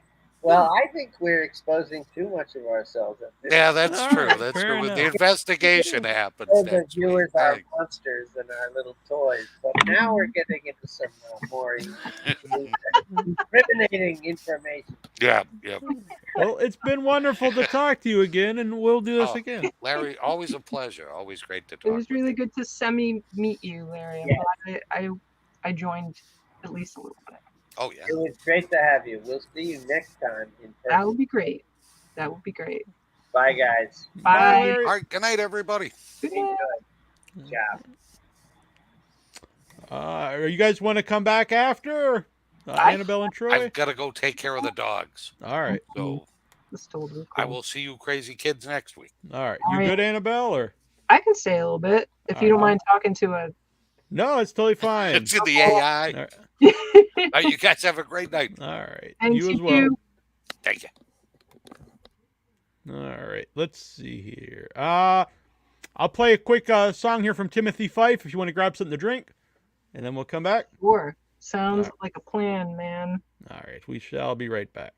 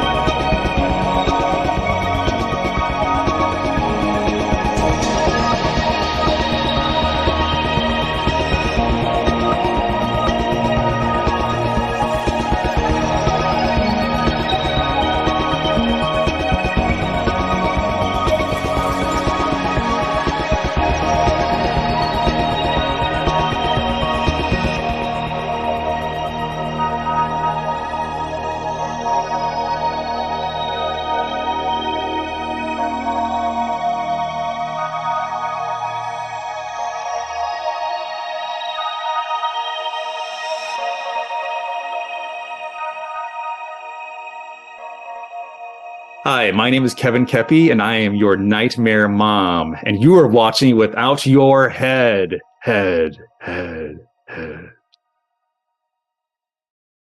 Hey, and we're back here at the Station of Decapitation without your head. Are you? He was very cute. He is. He's a very cool guy. I'm a big fan. Really nice guy. And people should see Smile. Huge fan of that movie. Yeah. So cool. Yeah, Brooklyn 45. Earlier, but was that? Yeah, that was very fun. I'm glad I saw all of it, and what a nice time. What a couple of cool dudes. Yeah, really nice guys. They were both on before, but it's very cool to have them on video. It's a whole new experience. Yeah. I didn't bring it up really, but when Jeremy was on the first time, was right after Ranger, and was right around that time when he started. It was his first horror movie, and just starting to get involved with like the horror community. And I remember him talking about it. So it was it's really cool to see that he's done this. He's really embraced it. Yeah, and likes he's working into it. Ranger's cool. You should check that out at some time. I will check it out. I'll put it on my list. Yeah, and Larry, both of them are great guys. Larry's awesome. So. I have to say, they're saying they had to clean Larry up for the movie. I think Larry looks way cooler. His natural. I agree. Yeah. Yeah. He had great hand movements. I noticed you said that. Yeah. Yeah. Did you see? There was very like flowy and like. I have to watch because movements. I never really used my hands to talk a lot until we started doing video. Then it's like I have to move and keep things interesting. So I have to watch Larry to learn. You say you have to keep it interesting. What happens when your hands don't move? Then it's just like I'm just sitting here stationary. Oh. That's why I have to have all these distractions because I don't want people. This is boring. There's no one. This is disturbing and nasty. But then we got all this cool stuff going around. Oh. Keep their eyes, away from me. Yeah. So I'd mentioned. So is that the Pride Parade Saturday in Boston, and I'd mentioned to Jeremy, no one was there protesting, which made me very happy. Really? That's amazing. That's awesome. I'm stunned. Not until I got on Facebook did people bitch about it. So. Hey, but those people you choose to have on Facebook. So I'm just saying. I don't know. I can't imagine what your life's like if like a rainbow hat or anything like sets you off. It's very strange. It'd be a hard life. I mean, you'd really have to just disappear from most of society and just spend all your time watching 80s slashers and wrestling. But no, I'm sorry, it's inside jokes. It's not. You're cool if you watch slashers and like wrestling. R.I.P. Iron Sheik. Oh, the Iron Sheik. Yeah, the Iron Sheik passed away. That's unfortunate. Yeah. Former guest. I had him on both shows. On the wrestling show, it was a very bizarre experience. It was our most hits ever at the time. Hung up on me, got very mad. And then had him on Without Your Head, and it was actually a nice talk about his documentary out at that time.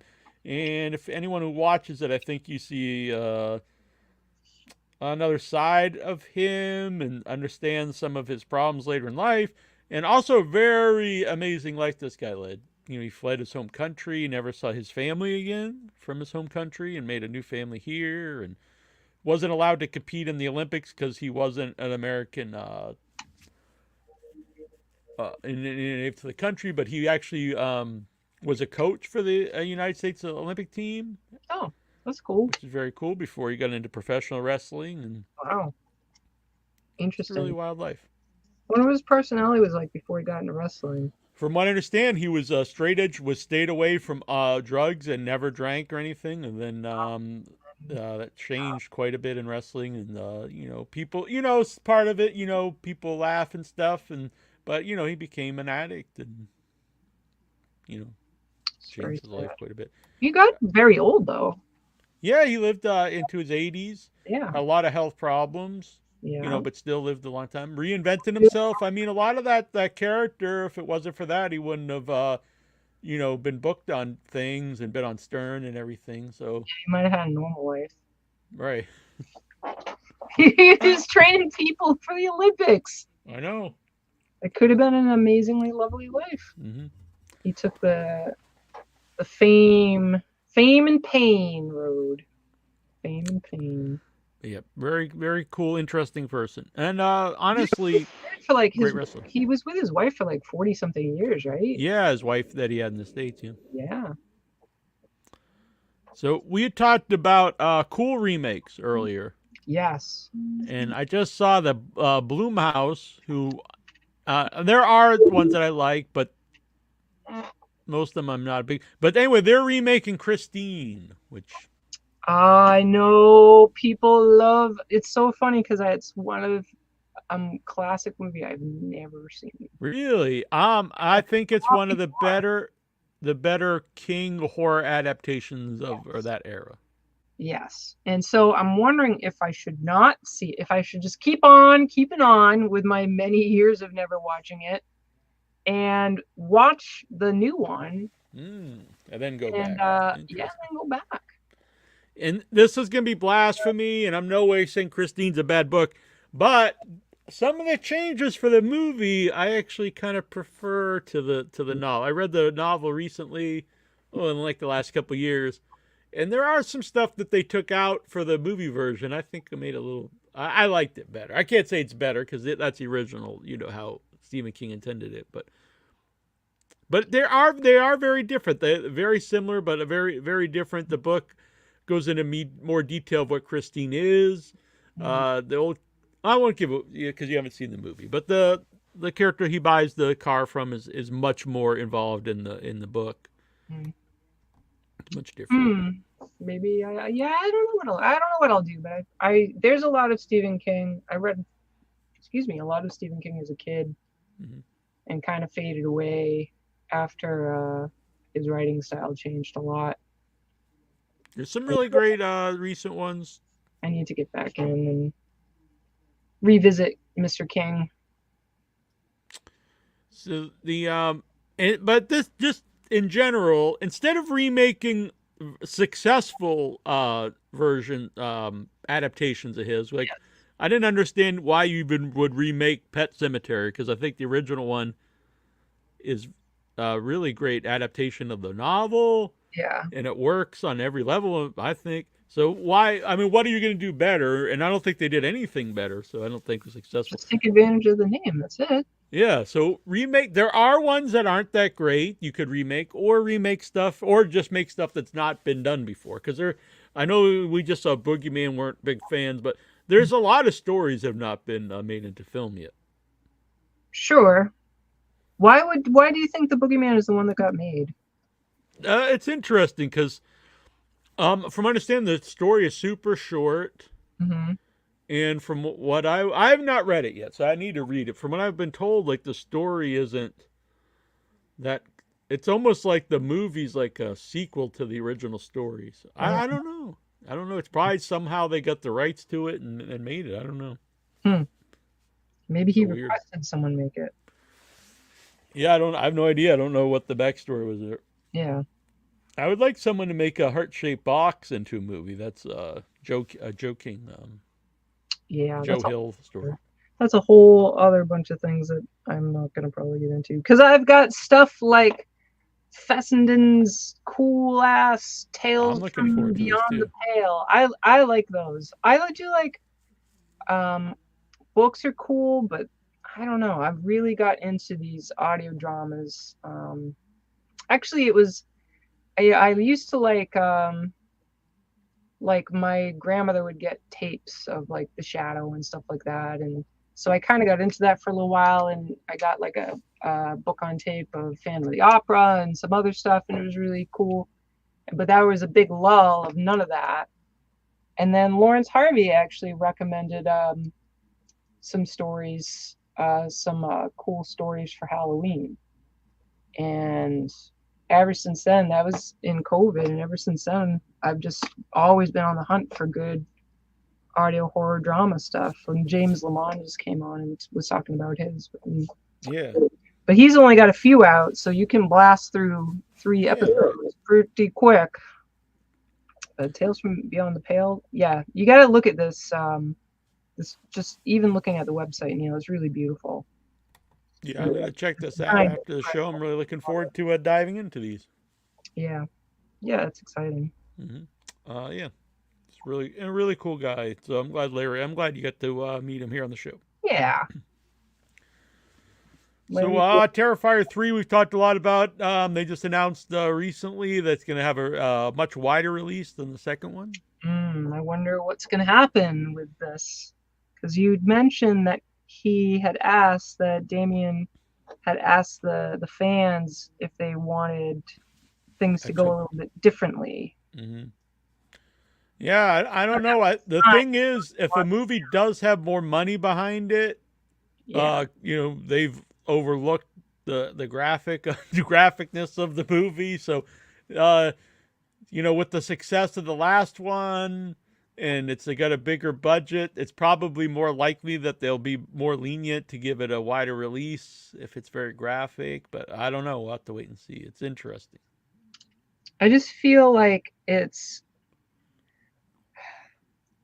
we'll see what happens. Are the people that put the money in it going to, I mean, are these people investing in it because they think that, wow, that movie was so awesome and we want more of it? Or are they like, this seems like a good investment, and at the same time, it has to have a certain rating, or we won't, and try to go at it from an advertiser's point of view, you know, like a marketing point of view, because if they're going to have it all over the country, they're going to want to have the broadest appeal. The broadest appeal is to water it down. That's the broadest appeal. Yeah, because even though I'm not sure if was the last one even rated R, or was it unrated? It used to be an unrated movie. It was really hard to get it even released, but I do think that's a little different today. There's no way that was rated R. So if they want an R-rated version, it'd have to be less graphic. Now, there's no way you could put out a PG-13 version. I think the fans would really, be against that. They would have their millions of dollars to make their movie. So, and I personally don't know if you need to make it even more graphic. Like there is a limit, as long as it's entertaining and stuff. But so I don't know. We'll have to wait and see. I'm trying to see if there's a rating. It's rated R. Terrifier 2 is rated R. Oh, really? Wow. Yeah. I don't think like that would. I'm very shocked, really. Yeah. I don't know what could you do more to get like to be like this is too gory or too bloody. I don't know. That's very strange. Terrifier 2, when it was rated in October, was not rated. Oh, maybe now I don't know. So I don't know how that happens, but apparently it did happen. Yeah, I'm very curious. So we mentioned The Thing, as a great remake, and I don't think a lot of people even realize it's a remake, but that's fine. But the he hinted in an interview recently that he wants to do a part 2. Who's doing part John 2? Carpenter. That John Carpenter wants to do that. Maybe he's interested in doing a sequel to The Thing. Interesting. Which is, I'd be really interested what the idea is. Like, is it in modern day? Did the two characters just live in Antarctica for decades? Yeah, I'm wondering. When we interviewed all the people for The Thing way back, like at least 10 years ago, I think it was Peter was talking about. He was great, and he was talking about some of the process on set, and that it sounds like part of what made The Thing. I love John Carpenter. His movies are definitely my favorite horror. I just love it. But this guy had said that part of it was John having everybody basically sit in a room together for long stretches of time to just come up with ideas. Like, how would someone react in this way and that way? And I think that's an amazing idea to get your actors invested. But I also wonder, like, if that would be part of what would happen in an upcoming movie, because is that part of the magic of what made The Thing? Not to take away from John Carpenter, but I thought that was a really cool story, and it informs, like, well, what will The Thing be? Yeah, it's really like, do you even have the original characters in it? Do you do a sequel right after the first one, and it's in the 80s? Do you do a sequel today, and like I said, they're either in Antarctica, or is it the aftermath of whatever happened? I don't know. It's like there's a lot of different, or is it just a new story and it's like vaguely even connected? I don't think there's much info out there, so it's I'd be interested in what happened. But seems like he's wanting to do stuff, because Carpenter also I saw this that he's Pepe Potit sent this to us, that he's got a video game coming. Yeah, out, I saw Toxic that. Commando. I saw that. It's pretty bad. He loves video games. That's the thing. John Carpenter is a huge gamer. Yeah, I didn't know this until I was reading this. That's pretty Huge weird. Gamer, loves basketball, loves westerns. Like, he's an interesting. He's not a stereotype, that's for sure. Mm-hmm. Which is pretty cool. Yeah, it's like a full-fledged real human being. It's crazy. Right. You'd mentioned Bloodsucking Freaks. Yes, sir. And it's funny you mention that because I wrote this down earlier. It's really exciting. Is Liam Regan has been on the show, made My Bloody Banjo, which I'm a big fan of, and his new film Eating Miss Campbell, which I've not seen yet, which it played in England when I was out there. So it's making its drive-in premiere July 14th in Pennsylvania, and it's playing along with Bloodsucking Freaks. No way. Yep. How did that match get made? I have no idea. But it's just well, like, it's also is the movie that must be played in conjunction with. it's and Class of Nukem High 2. So it's a triple feature. Is that the one we saw? In No, that was Return to Nukem High. That's So this is like the 80s? I forget. I'm not sure, but here's the little it's quite thing. a sandwich. Look at that. Oh my goodness. Meet director Liam Regan, Eating Miss Campbell, Tromathon 2023. Oh. Oof. It's hard to see Bloodsucking Freaks as a Tromathon, but Yeah. yeah, on the inside scoop. Saturday they're playing the Taint. Taint. The Taint. You had a great shirt for the Taint. It was covered in penises, and Neil had no idea until we were doing a I don't even know. It was a traveling video. Yeah. Neil had this really great shirt. It was like this very bold, giant pink skull, like all squiggly and stuff, and it was super, super bright pink skull. Yeah, it's like this color pink. Taint. Yeah, and then I'm looking at it, I'm like, holy shit, that skull's all made out of tiny penises. Yeah, I didn't realize it, and I'd worn it, and we were in a small town in near Woodstock, where it's like normal people, and I'd worn it all day and didn't realize it. And then I even have a still of it from the video, and we're just like, you're like pointing. It's like the moment we realized what the shirt was. It's a great shirt. So years later, I had the director on. Yes. The Taint, and I felt I very sad. He's a very nice guy, but I was very sad because he regrets making the Taint. Why? Because he was a different person then, and he felt like it was like misogynist, I think. And so, was it? I never saw it, so what do you think? No, I mean, not to me. I mean, it's a crazy exploitation comedy horror, weird movie. Of its day. Yeah, and it's not that old. I mean, it was like 2010 or something. But... Oh, really? Well, I guess it's not that old. Well, that's unfortunate. He feels that way, but I suppose. I liked it, but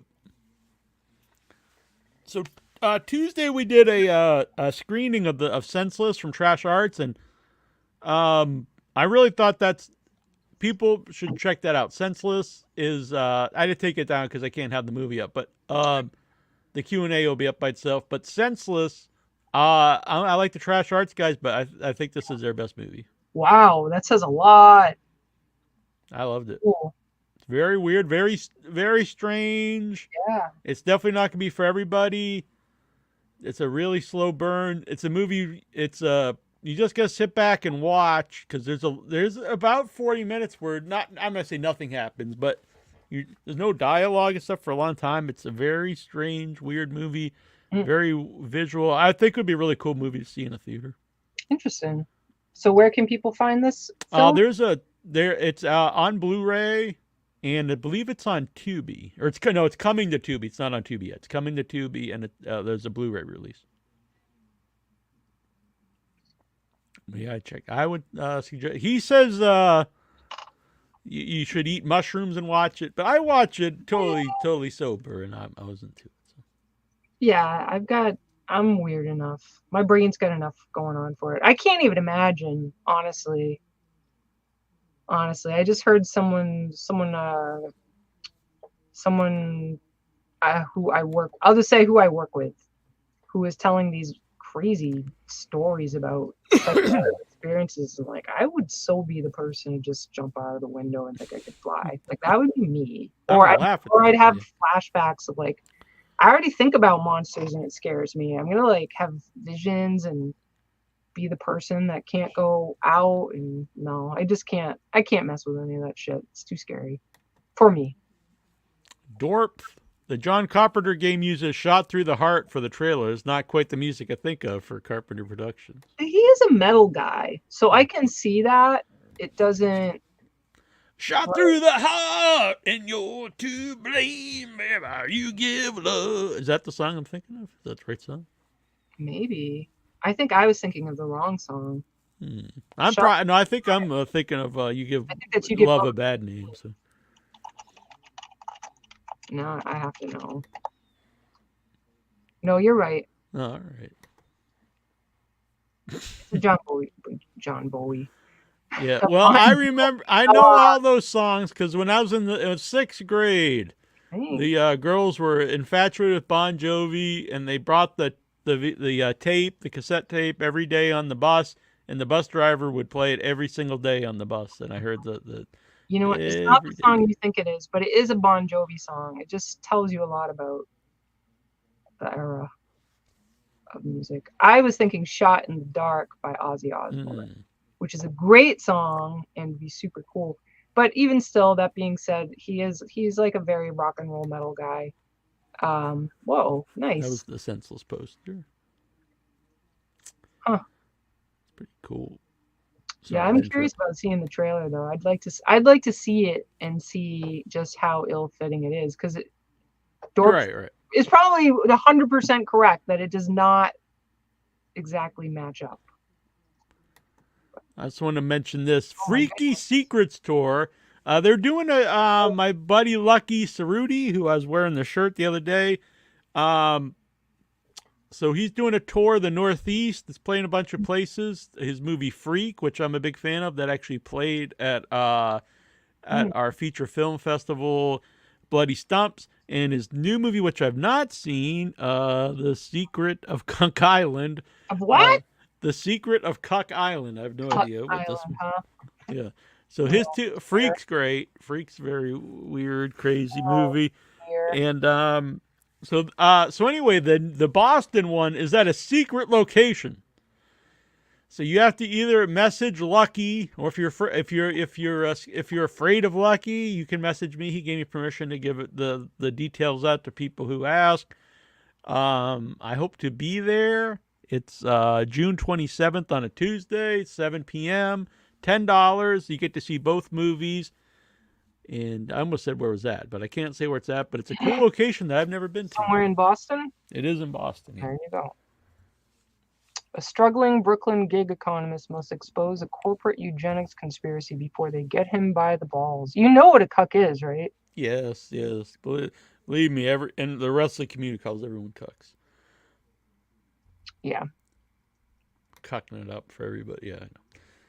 That's a very overused term right now, cucks. But I'm sure it works in this. I don't know if too many. I don't hear it really that much. Yeah. Well, you're probably not hanging out with. Not that I'm hanging out with right-wing people, but they use the term all the time. Yeah, that's fine. That's fine. Yeah, I wonder what this movie's gonna be. This Cuck Island thing. I don't know. Both his other movies. Oh, he also made the movie. It's got a great cover. It's like one of those. What's that country? It's like it's become a joke of itself. They're a country that. Oh, I know what you mean. Really Yeah. shit horror movie covers that have nothing to do with the movie. I actually have Freak right here. Sweet. Lucky signed this for me. Indonesia?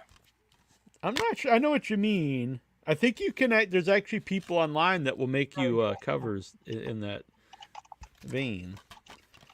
But he also did this movie, which I love. I mentioned this the other week. Cool.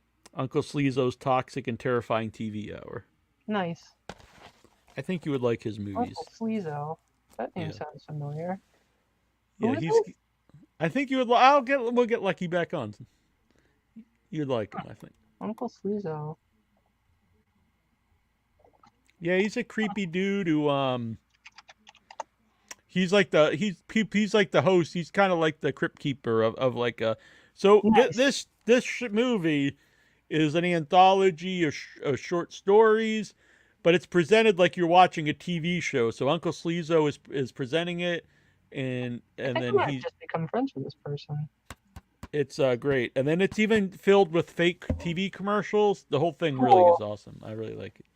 Very creative, ton of stuff going on for super low budget movie, but I love it. Cool. Excelente. And I'm thrilled that there's a new Leprechaun movie being made. I saw a picture from that. Do you have one available to slap up? I do not. I'll grab it. But I thought that one picture that I saw looked pretty cool. The thing is, the Leprechaun never looked bad. The Leprechaun in the old Leprechaun movies look cool. And they picked a great guy to play him, but the movies are garbage. But he wasn't, I didn't think he was scary. He looked goofy. The new one, I think, actually looks scary. Here, I'll send it to you. Okay, I see. Facebook. But I know Robin Anderson will yell at me, but I'm not a fan of what? Of the Leprechaun films. Especially the people say, well, the original one's great. It's not. It might be the worst one of them. I think Leprechaun in the Hood is the best one. Is this from the new one? This might be I think this is from the newer one, which I've not seen. Oh, whatever this is. The newest one was made by one of the guys we had on the show a couple times from Astron 6. Oh, yeah? Yeah, nice. We should probably watch it. Maybe it's good. That would be cool. That movie was great. What is this? Leprechaun Origins? There's a lot of Leprechaun movies, apparently. Yeah. Dang. I remember a few years ago, I tried to watch, I hadn't seen Leprechaun in 20 years or something like that. I think we saw it at Coolidge, actually, together. Maybe. I don't know if this was years ago, though. Yeah, I was probably asleep. So I tried to just watch them. There was like a marathon or whatever. I'm like, I want to watch this. And it's like friggin' torture. It was horrible. It was horrible. That first movie stinks. People say it's a classic, but it's bad. It's just a very bad movie. It's not even funny. It's bad. Leprechaun Origins. That one's really bad. Leprechaun Origins. That's the WWE one. Oh dear. How about Leprechaun Returns? Because that Leprechaun looks cool. Is that the newest one? 2018. It must be. Yeah, that's the one by the guy from Astron 6. I've not seen that one. Oh. I like the guy. You met him at Buff. I didn't go that year. Yeah, they're cool. I like them very much. So it's just the one guy, the younger guy, I believe. I don't know who is younger. One has dark hair, one does not. The guy with no facial hair, I believe. Yeah. Oh, what is his name? Matt? Oh, yeah, that is pretty creepy. I should watch it because I genuinely like cool. all their stuff. You got to share it with the peoples. I am. Give me a sec. Boom. Look at that. I love it. I think that looks pretty sweet. It does. All right. So we're getting the approval for Leprechaun Returns from the side as well. Mm-hmm. You want to see something really cool by my buddy Ams? Want to see something really scary? Sure. Let me get his name here. He's making this movie Space Goblins. I already like it. Ams Overton. And so he sent me a lot of pictures I posted months ago, but he sent a new teaser. So it's very short, but oh my god, look at this. An endless dark bleed. A galactic spider's web. 2 flies. Kept in space.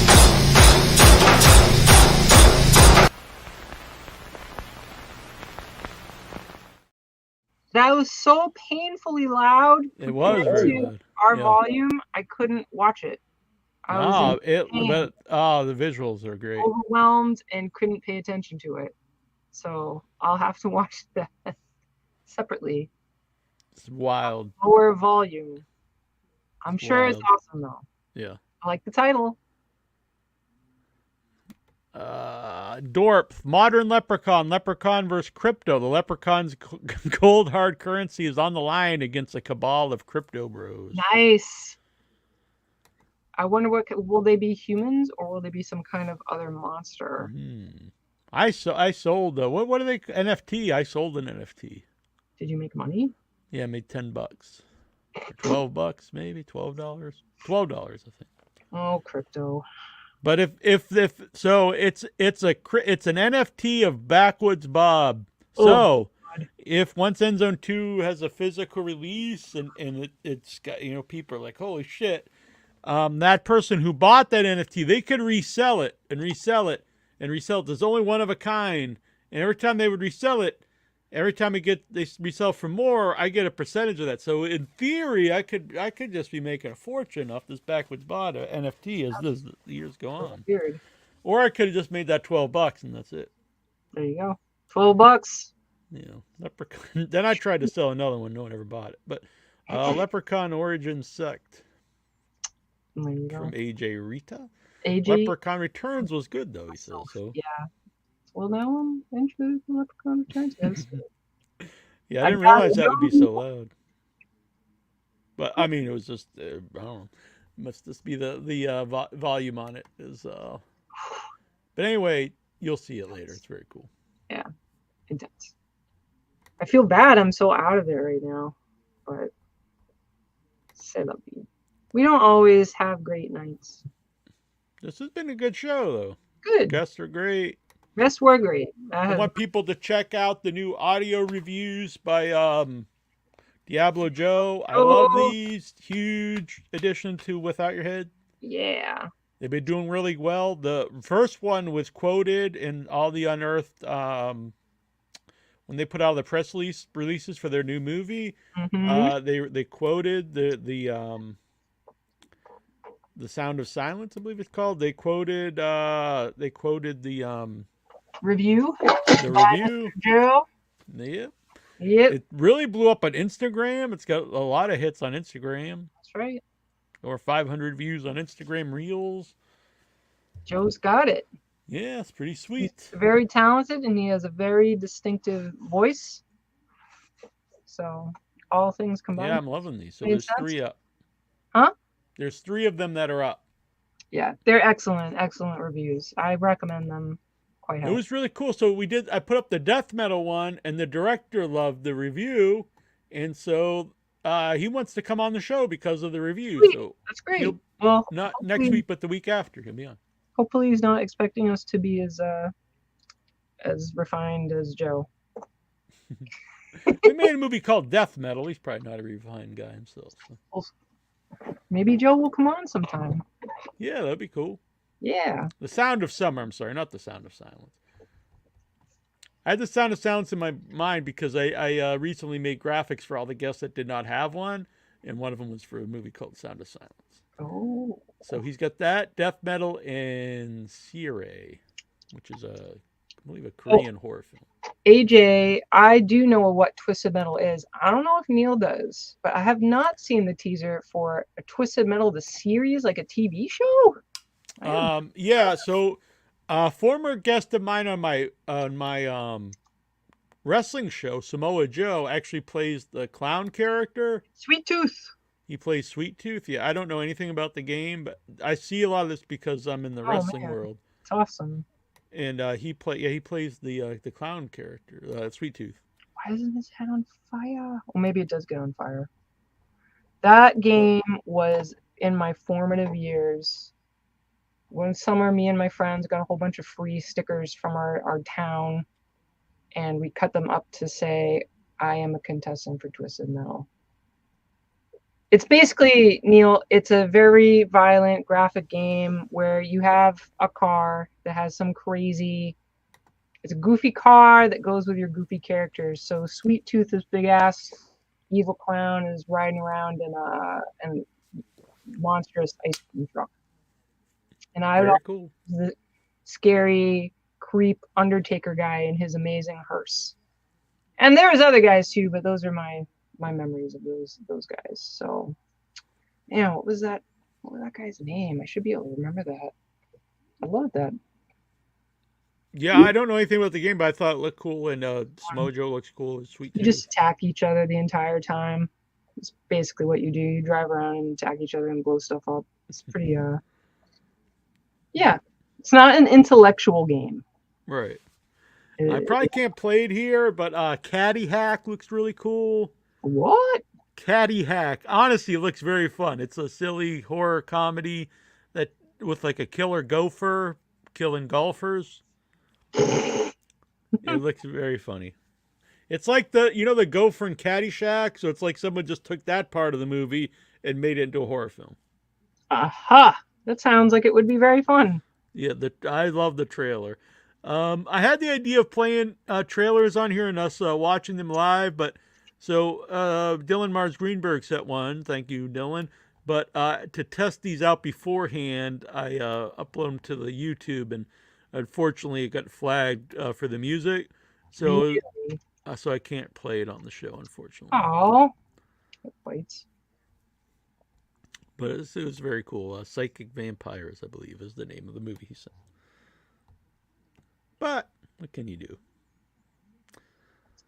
Yeah. All right. Well, I wanted to mention I need to watch this on Vudu and Screambox. Is Hollywood Dreams and Nightmares, the Robert Englund story? It's a documentary about Robert Englund, which I'm very excited about.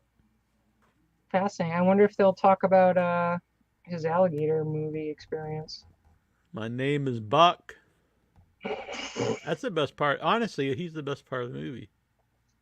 That is so true. Eaten Alive. I know some people out there be pissed, but I can't say I'm a big fan. But I do like Robert Englund in it.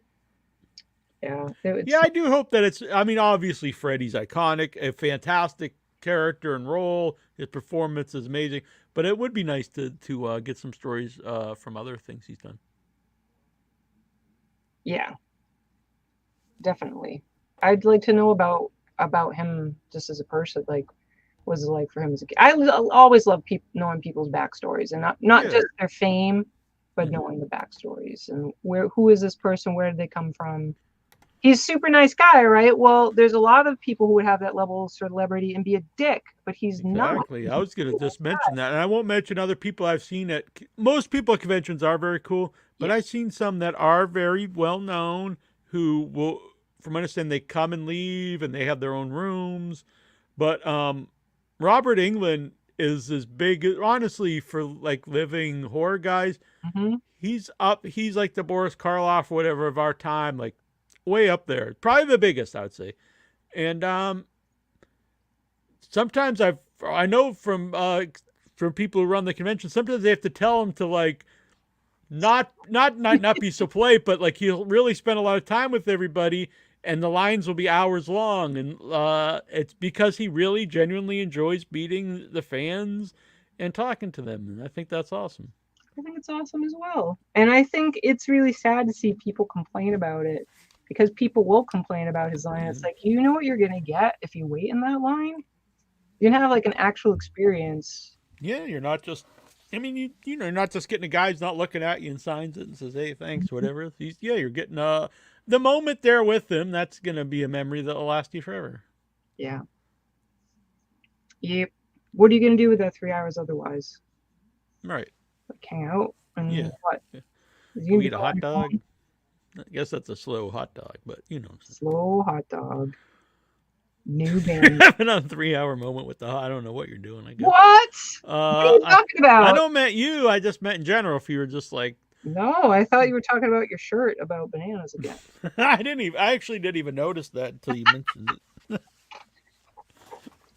AJ, I saw a movie called Deadware on Amazon that was good. All right, cool. Thank you. Actually, that's good to let us know some stuff that's streaming. Oh, by the way, I do want to ask some of these because I'd asked for questions and some people sent in questions. Let me get to these quick. Questions to ask the guests? No, us. Not here?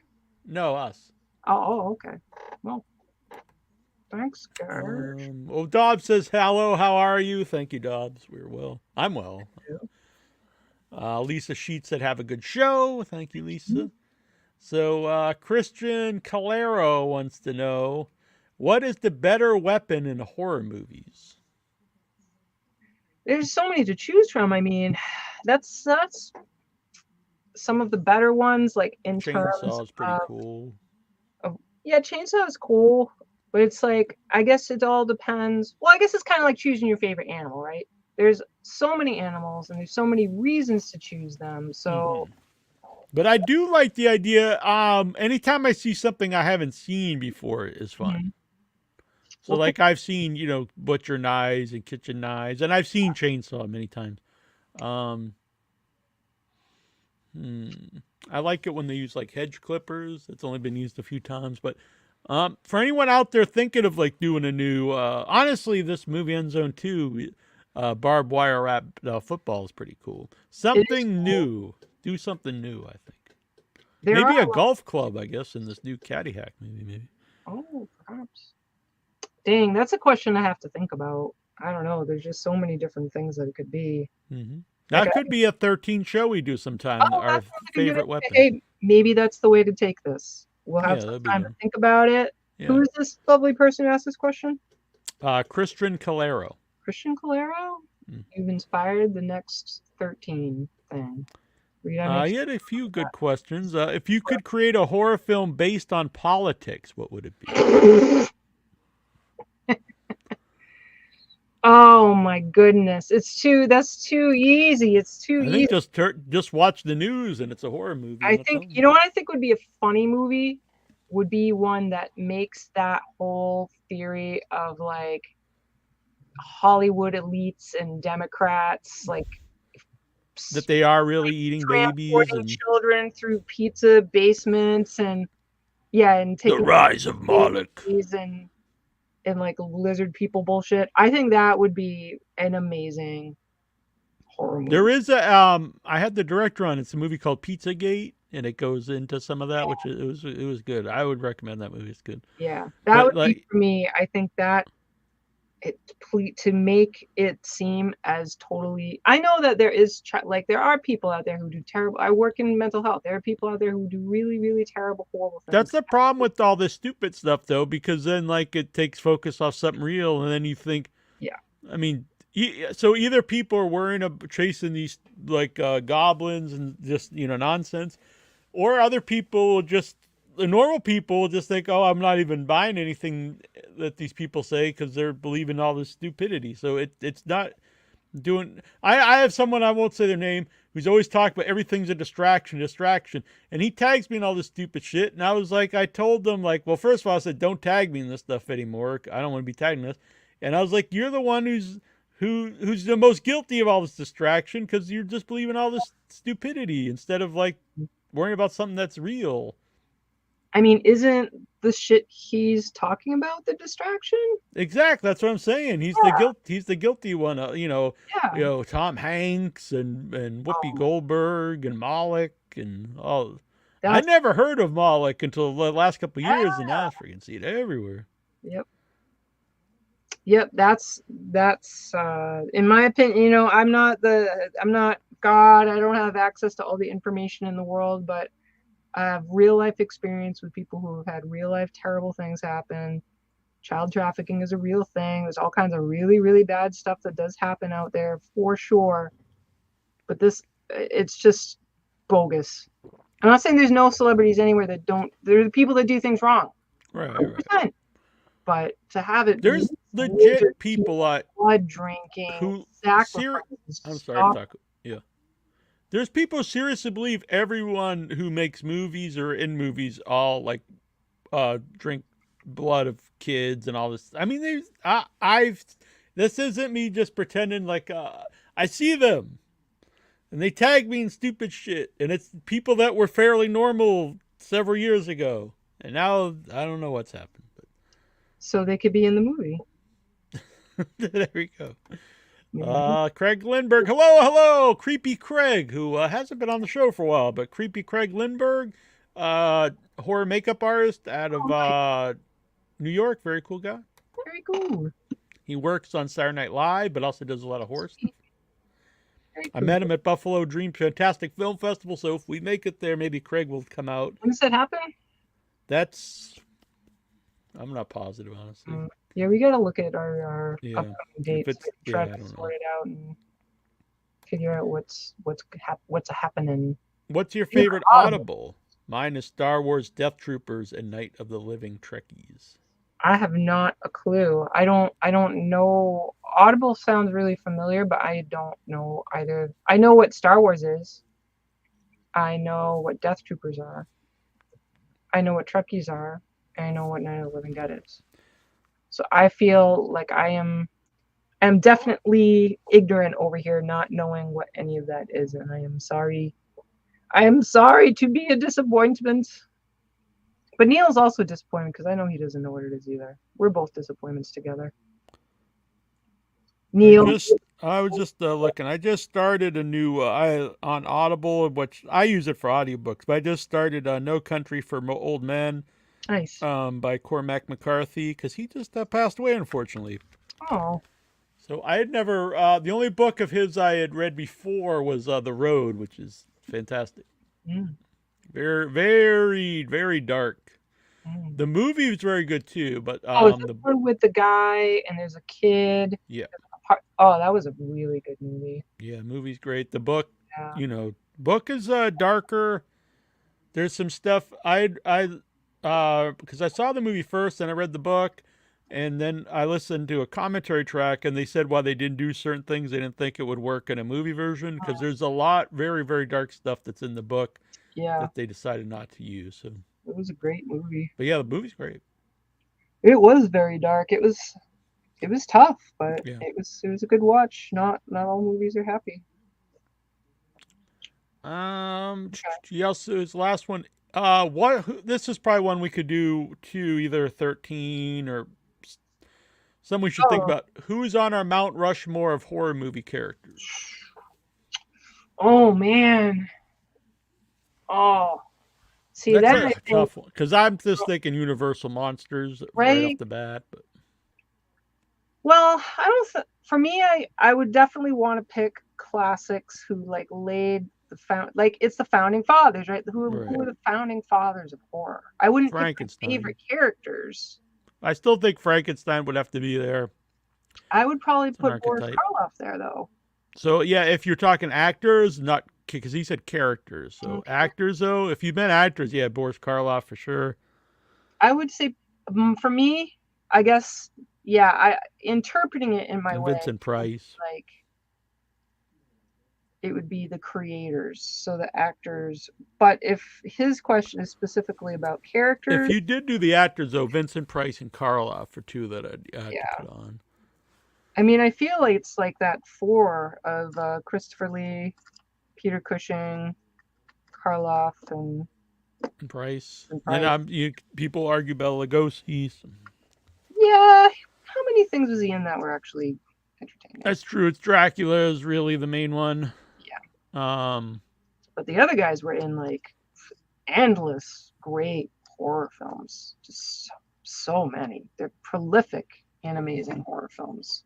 Oh, Lon Chaney. Oh, well, Lon Chaney Sr. That's a good one, Craig. That is true. I think I'd have to move him on there.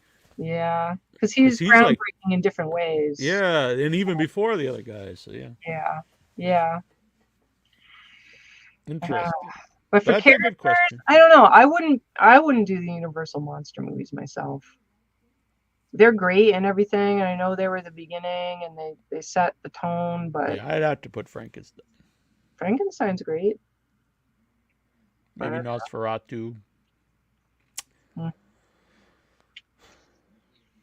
I wouldn't know what Vincent Price character I pick because like my favorite's Dr. Fives, but I wouldn't put him on like the Mount Rushmore horror characters.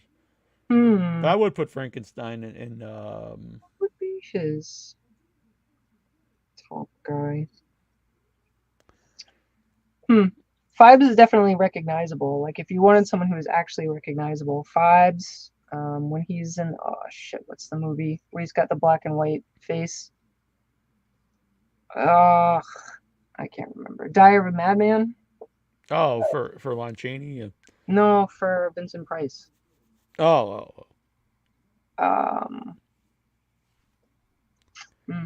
Next, Shrek. Yeah, maybe Phantom of the Opera. Lon Chaney's Phantom of the Opera. That's a good question. It is a good question. That's another I think too deeply about these things as opposed to just being like boom, boom, boom, which I really is what I should just do. I have three. It'll be Lon Chaney Jr., Phantom of the Opera, Boris Karloff, Frankenstein, Max Schreck from Nosferatu, but I don't know what my fourth one would be. Yeah, those Poe films are so fun, Craig. There's one that's really goofy. I can't remember the name of it off the top of my head, but he and Boris Karloff are wizards, and they have this epic laser Black battle Cat? at the end of the movie. What's that? Black Cat. It has, I don't know. It's got Peter Lorre is like a man who is transformed into a crow, and then he's transformed back. Yeah, Lorre. Yeah, and he's got his own head. It's just fucking ridiculous. Yeah, Peter Lorre. Lori did some movie. of those old audio dramas too. Is a great voice for that. Yeah. Well, that's a good question though, and I think we should get Troy on here for that too. That'd be fun. Yeah. So we'll try to remember this, which we won't, but we will try. You know, Basil Rathbone. He was that's a good one. obviously Sherlock Holmes. I'm trying to think of all the other horror stuff he was in. He was in one of the Roger Corman. He was great in. Oh, I'm so bad with these names. It was Peter Lorre with Vincent Price, and Basil Rathbone was a victim, and he was phenomenally funny. It was a very, very funny movie. Man, yeah, I'm stalled out. My brain's not. I'm not coming up with too much. All right. Well, yeah. I think. Well, thanks for the questions. We'll try to do that every week. Maybe people start sending. Maybe we need. Maybe some of us need a little advanced prep for. Yeah. Well, I mean, I didn't prepare for them either. I just saw these send me. But let's see. Yeah, maybe I'll put them up earlier in the week instead of the day before we were doing the show. Maybe you'll tell me about them earlier in the week. Jeremy, by the way, Jeremy Holm said that that he really appreciates the questions and helping get the word out for Brooklyn 45. Oh, very nice. Vincent was good in that movie. He's great in every movie. I don't think there's a movie I'd see with Vincent Price and be like, he blew in that. Yeah, I've never seen any. Even when he's old, I mean, this stuff's awesome. Yes. That's the thing is there's very few guys today that'll have a big role, but there's very few guys that have multiple iconic roles. Even Robert Englund, even though he's got some people, but it's really, Freddie. But there's it's just. I think that is tough. Like you have a lot of people that come to conventions and they really are known for one character. Yeah. I think Bill Moseley's got two, Chop Top and Otis. Yes. It's not really too many, honestly. Hard. Whereas, I mean, it's a different world because it's big Hollywood, but a person like the John Wick guy, Keanu Reeves, he's a big deal, and he's in a billion movies, and even the movies that are kind of the same, it's not like he's only in The Matrix and John Wick for eternity. Right. And I don't know. I don't know why there isn't more cross-pollination of people in horror. Yeah. I don't know. I'm too tired. My brain is, like I was saying, my brain is really rotted by this point. I was already a mess when I came on, and no problem. Descending into nonsense. So I wrote down the movies that Larry recommended. The Mist, which I think we all know. The Mist? Yeah. The Mist. Yeah. I'm a big fan. Yeah. Angst, which I'm not familiar with. Angst, that's what it was. And Man Bites Dog, which I don't think I've seen. heard of that. I don't know. I have if I've too. seen it. So let's check all these out. I like that he told us completely different movies that he told Jeremy. Maybe he thinks about the person, and these are the movies they should watch. I like this. Perhaps. Angst movie. Yeah. Horror thriller from 1983 follows a serial killer who is released from prison after a 10-year incarceration. What takes place is shocking and original filmmaking. Damn, interesting. It says on IMDb, for a horror movie, this is not bad. It's a 7.2 out of 10. No, it's really good. Who's in it? Who plays the main guy? This must be from. I think he mentioned this might be from another country because the names are very French or European sounding. Right. But it has. Come on now.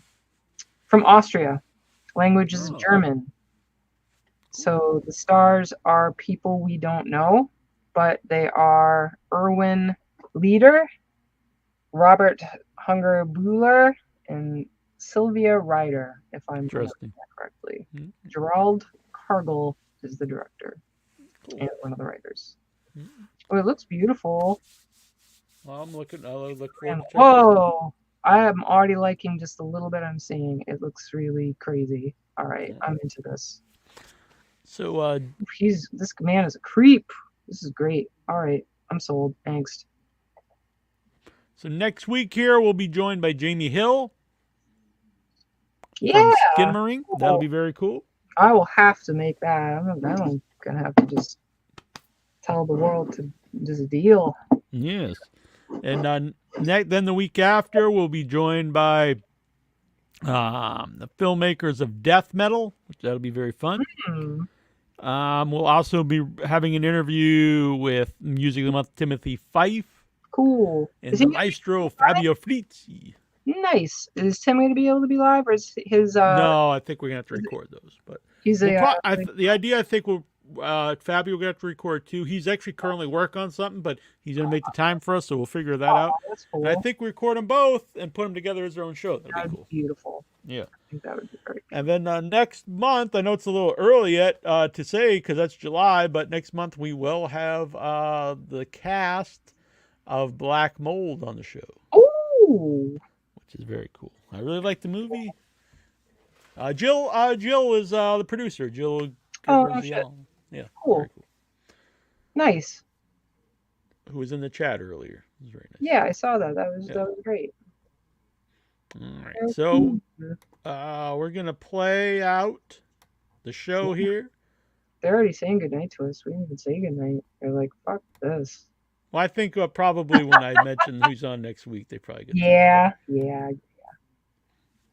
Nice to have you all here. Thank you so much for watching and sticking with it. It's been nice. Yeah, I'm glad you can make the scene. Yeah, it was nice to watch you guys. So I got sucked in eventually, but it was good to watch you all chat earlier with Jeremy, and then the whole thing has been really good. Yeah, and if you haven't, you or anyone listening, check out the Ted interview, Ted Geoghegan interview. The writer and director is very interesting. So he wrote the movie, and his father is a veteran who I believe he said was quadriplegic, and he gave a lot of advice on the script from someone who was in the military in war, and that helped form the characters, which I thought was really interesting. So it's a very personal film, and then he sadly passed away before the movie came out. That's unfortunate. That's really interesting. So Timothy Fife is going to play us out, and we'll be back next week. Bye.